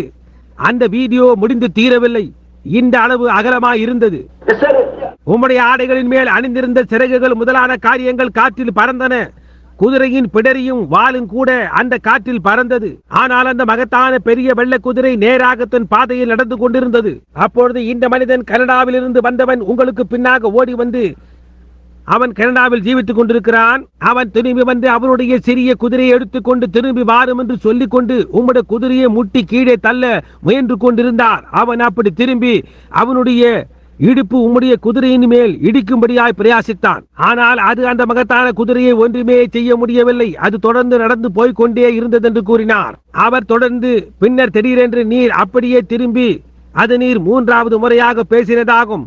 ஆனால் இரண்டாவது முறையாக நீர் நான் சவாரி செய்வேன் என்று கூறினீர். நீ முந்தி பேசினது போல் மூன்றாவது முறை பேசவில்லை. நீர் கட்டளை கொடுத்தீர். நீர் அப்படியே திரும்பி அந்த மனிதனை பெயர் சொல்லி அழைத்து நீ இங்கிருந்து போய்விடு. இதை செய்வதற்கென்று தேவனால் நியமிக்கப்பட்டிருந்தால் ஒழிய வேறு எந்த மனிதனாலும் இந்த பாதையில் சவாரி செய்ய முடியாது என்பதை நீ அறிந்திருக்கிறாய். நீ இங்கிருந்து போய்விடு என்று கட்டளை கொடுத்தீர் என்று கூறினார். அவர் அப்படியே தொடர்ந்து அந்த மனிதன் அப்படியே திரும்பினான். அந்த மனிதன் எனக்கு கடிதங்கள் எழுதினான். அந்த கருப்பும் வெண்மையும் கலந்த குதிரையின் இடுப்பின் மேல் அவனுடைய பெயரும் அவனுடைய கடிதத்தில் போடப்பட்டிருந்தது போன்றதான அதே மாதிரியான கையெழுத்தும் எழுதப்பட்டிருந்தது. அவன் அப்படி வடக்கு நோக்கி சவாரியாய் போனான். அவர் தொடர்ந்து பின்னர் நீர் தொடர்ந்து போனீர். அந்த மகத்தான வெள்ளை குதிரை அப்படியே சுற்றி போக முடிந்த அளவுக்கு மேற்கு நோக்கி போயிற்று. நீர் நின்று உம்முடைய கரத்தை உயர்த்தினீர் என்று சொல்லி அவர் ஆழ ஆரம்பித்து விட்டார். அவர் தொடர்ந்து சொல்லுகிறார், சகோதரன் பிரணாம் அந்த குதிரையை நிற்க பார்க்கும் போது அது எல்லா போருக்கான தலைக்கவசம் முதலானவரோடு அந்த மார்க்கவசம் முதலானவர்கள் பளபளக்க சிறிது நேரம் நீருடைய கருத்தை உயர்த்தினவாறு வைத்து பின்னர் கீழ்நோக்கி பார்த்து அந்த லகானை மீண்டும் கையில் எடுத்துக்கொண்டு நான் இந்த பாதையில் மீண்டும் ஒருமுறை சவாரி செய்வேன் என்று சத்தமிட்டேன். பூமி முழுவதுமாய் முன்னும் பின்னுமாய் அதிர்ந்தது. அதற்கு பின்னர் எனக்குள் ஜீவன் இல்லாமல் போயிற்று. நான் அந்த பாறையின் பக்கத்தில் அப்படியே விழுந்தேன். பின்னர் நான் விடுத்துக் கொண்டேன் என்று அவர் கூறினான். அதன் அர்த்தம் என்ன ஐயா என்று கேட்டார். நான் சொன்னேன் எனக்கு தெரியாது என்று. அடுத்த நாள் காலையில் ஜூனியர் ஜாக்சன் வந்தார். உங்களுக்கு தெரியும், நான் மேற்காக போன போது அவர் ஒரு கூர்நுனி கோபுர கனவு கண்டார். உங்களுக்கு அது நினைவிருக்கின்றதா? அதற்கு 1 அல்லது 2 மாதங்களுக்கு முன்னர் அவர் என்னை தொலைபேசியில் கூப்பிட்டு தான் ஒரு கனவு கண்டதாகவும் அதை அவரம் என்று சொல்லியாக வேண்டும் என்றும் அது எனக்குள் எரிந்து கொண்டிருக்கின்றது என்று கூறினார். அங்கே சுமார் 20 பேர்கள் வெளியே நின்று கொண்டிருந்தனர். வில்லி உள்ளே வந்து சகோதரன் ஜூனியர் ஜாக்சன் உம்மிடம் அந்த கனவை சொல்ல வேண்டுமாம் என்று கூறினான். அவரை உள்ளே ஒரு 5 நிமிடங்களுக்கு மட்டுமே அனுப்பும் என்று நான் அவரிடம் கூறினேன். அவர் அவருடைய மனைவியை உடன் அழைத்து வந்து இவள் ஒரு சாட்சியாக இருப்பாள் என்று கூறினார். அவர் சொன்னார், நான் ஒரு கனவு கண்டேன் சகோதரன் பெண்ணாம். நானும் என் மனைவியுமாய் காரில் போய்க் கொண்டிருந்தோம். நான் கிழக்கு பக்கமாக திரும்பி பார்த்தேன். நான் பார்த்த போது பறக்கும் தட்டுக்கள் போன்றுள்ளதான ஒரு இடத்தை கண்டேன். பாருங்கள், அது என்ன என்று உலகத்துக்கு தெரியாது, உங்களுக்கு தெரியும். அது நடந்து கொண்டிருக்கிறது என்று உங்களுக்கு தெரியும். அது என்னவென்று நாம் அறிவோம். புரிகின்றா? நியாய தீர்ப்பு தூதர்கள் ஆராய்ந்து கொண்டிருக்கிறாள் என்று நமக்கு தெரியும். பாருங்கள், அது நேராக இறங்கி வருகிறது. பென்டகன் போன்ற இடங்களுக்கு வந்து வேவு பார்த்து அப்படி ஒரு நொடி பொழுதில் அவர்கள் என்ன வைத்திருந்தாலும் அதற்கு மறைவாக பறந்து விடுகின்றனர். பாருங்கள், அவர்கள் அது எனதென்று உணராதிருக்கிறார்கள். அவர்கள் என்ன வேண்டுமானாலும் நிறுத்திக் கொள்ளட்டும். அவர்கள் அதை பறக்கும் தட்டுக்கள் அல்லது வேறு என்னவெல்லாமோ பெயர் சொல்லி அழைக்கிறார்கள். அவர்களுக்கு தெரியவில்லை. பாருங்கள், ஜாக்சன் சொன்னார், அது வந்து கொண்டிருக்கிறது. நான் பார்த்தேன், நான் அதை கவனித்தேன். அது என்னவென்றால் அது ஒரு குதிரையின் மேல் ஏறி இருந்த ஒரு மனிதனாயிருந்தது. அவன் மின்னல் வேகத்தில் வந்து கொண்டிருந்தான். எனக்கு முன்னால் வருவது போல் நான் பார்த்தேன். நான் என் காரை நிறுத்திவிட்டு வெளியே குதித்தேன். அப்படியாய் அது செய்த போது அந்த குதிரை வீதியில் நின்று கொண்டிருந்தது. அது ஒரு பெரிய மகத்தான ராணுவ குதிரை துள்ளிக் கொண்டு நடந்து கொண்டிருந்தது. அது வார்த்தை நிச்சயமாக உங்களுக்கு தெரியும், ஒரு கர்வத்துடன் நடப்பது. அவர் தொடர்ந்து சொன்னார், அதன் மேல் அங்கே ஒரு மனிதன் உட்கார்ந்து கொண்டிருந்தான். அவன் ஒரு மேற்கத்திய விதமான உடை உடுத்தி ஒரு மாட்டுக்கார பையனை போல் அல்ல, ஆனால் பண்ணையாளர்களின் தலைவனை போன்று அல்லது அந்த விதமாக ஏதோ உடுத்தி இருந்தான். பாருங்கள், அவனுடைய எல்லா முக்கிய அதிகாரமும் மேற்கில் இருந்து வந்தது. சிவப்பிந்தியர்களுக்கு தலைவனாக, இந்தியனாக பண்ணையாளர்களுக்கு தலைவனான பண்ணையாளனை போன்றிருந்தார். அந்த மனிதன் தன் தொப்பியை சற்று கீழாக இழுத்து பக்கவாட்டில் பார்த்து கொண்டிருந்தான். அவன் அப்படி பக்கவாட்டில் திரும்பிய போது நான் பார்த்தபோது, சகோதரர் பெண்ணாம், அது நீராயிருந்தீர். நீர் வழக்கமாக பேசுவது போல் அப்பொழுது பேசவில்லை. நீர் ஜூனியர் என்றீர். அவ்விதமாக நீர் 3 முறை கூப்பிட்டு என்ன செய்ய வேண்டும் என்று நான் உனக்கு கூறுவேன் என்று சொல்லிவிட்டு இந்த குதிரையின் லகானை பிடித்து இழுத்தீர். ஒரு 3 தாவு தாவி ஆகாயத்தை நோக்கி போய் மேற்காக போய்விட்டீர் என்றான். அவர் தொடர்ந்து சொன்னார், ஒரு நிமிஷம் நான் சுற்றி பார்த்தேன். அதை காட்டிலும் சிறிதான ஒரு குதிரை வந்தது. அதே ஜாதி குதிரை, ஆனால் சிறிதாய் வந்து நின்றது. நான் அதை சுற்றி நடந்து அவர் இதை எனக்காக அனுப்பி இருப்பார் என்று சொல்லிவிட்டு அதன் மேல் நான் ஏறிக்கொண்டேன். ஜூனியர் ஜாக்சன் சிறிது குதிரை சவாரி செய்திருக்கிறார். பின்னும் அவர் உங்களுடைய சேனம் பாதவளையம் சகோதரர் பிரண்ணாம் உங்களுக்கு எவ்வளவு பொருத்தமாய் இருக்கிறது என்று உமக்கு தெரியுமா என்றார். மீண்டும் அவர், இது எனக்கு சரியாய் பொருந்துகிறது என்று நான் நினைத்தேன். எனவே நான் லகானை பிடித்து இழுத்தேன். அப்படியே ஆகாயத்தினூடாக சென்றேன். பின்னும் நான் லகானை பிடித்து இழுத்து அதை நிறுத்தி அதை அப்படி சுற்ற செய்து திரும்பி சென்றேன். புரிகின்றதா? அப்படியாய் நான் திரும்பி சென்ற போது நான் குதிரையை நிறுத்தி கீழே இறங்கி என் மனைவியிடம் பேசினேன். குதிரை போய்விட்டது என்றார். அவர் உணர்ச்சி வசப்பட்டிருந்தார். பின்னர் நேற்று முந்தின நாள் 3 நாட்களுக்கு பின்னர் லியோ மெர்சியர் அதே விதமான கனவுடன் வந்தார். ஆனால் இதை குறித்து அவருக்கு ஒன்று தெரியாது. அதாவது ஒரு பெரிய வெள்ளை ஆண் குதிரையை ஒரு கருப்பு பெண் குதிரையுடன் இனச்சேர்க்கை செய்ய முயன்று அதை செய்ய முடியாதவராய் நடுக்கமுற்றிருந்தார். அவர் சொன்னார், அந்த நேரத்தில் நான் அவிடமட்டாய் நடந்து வந்து லியோ என்று கூப்பிட்டு நான் என்ன செய்தேனோ அதை அவரிடம் கூறினேன். நான் அதை இங்கே கூற விரும்பவில்லை பாருங்கள், ஆனால் நான் என்ன செய்தேனோ அதை அவரிடம் கூறினேன். அவர், உங்களுக்கு அது புரியவில்லையா என்றார். இப்பொழுது அதை அறிந்து கொள்வதற்கு சகோதரன் டால்டனுக்கு ஒரு மருமகன் உண்டு என்று எனக்கு தெரியாது. அந்த மருமகனிடம் ஒரு நாய் இருந்ததாம். அதற்கு இந்த பெயர்தானாம். லியோ, நீங்கள் கனவு காணுங்கள் என்பதை அறிந்து கொண்டீர்கள். ஆனால் நீங்கள் விழிக்கும் போது அது ஞாபகத்துக்கு வரும். அவர் சொன்னார், அப்பேற்பட்டதான ஒரு கட்டளையை நான் கேட்டதே கிடையாது என்று சொன்னார். சரியாய் அந்த நேரத்தில் ராய் ராபர்ட்சன் உள்ளே வந்து, சகோதரர் பெர்னாம், நீர் முதல் முறையாய் சபையை விட்டு செல்வதற்கு முன்னர் அது உமக்கு ஞாபகம் இருக்கிறதா? என் கனவில் நீர் பலஸ்தீனாவில் உட்கார்ந்து கொண்டிருக்கிற விதமாய் உட்கார்ந்து கொண்டிருந்தீர். நம்முடைய தர்மகர்த்தா வாரிய அங்கத்தினர்கள் யாவரும் அங்கே கர்த்தருடைய ராபோஜன பந்தி போன்று உட்கார்ந்து கொண்டிருந்தோம். பின்னர் நீர் பேசினீர். நீர் என்ன பேசுகிறீர்?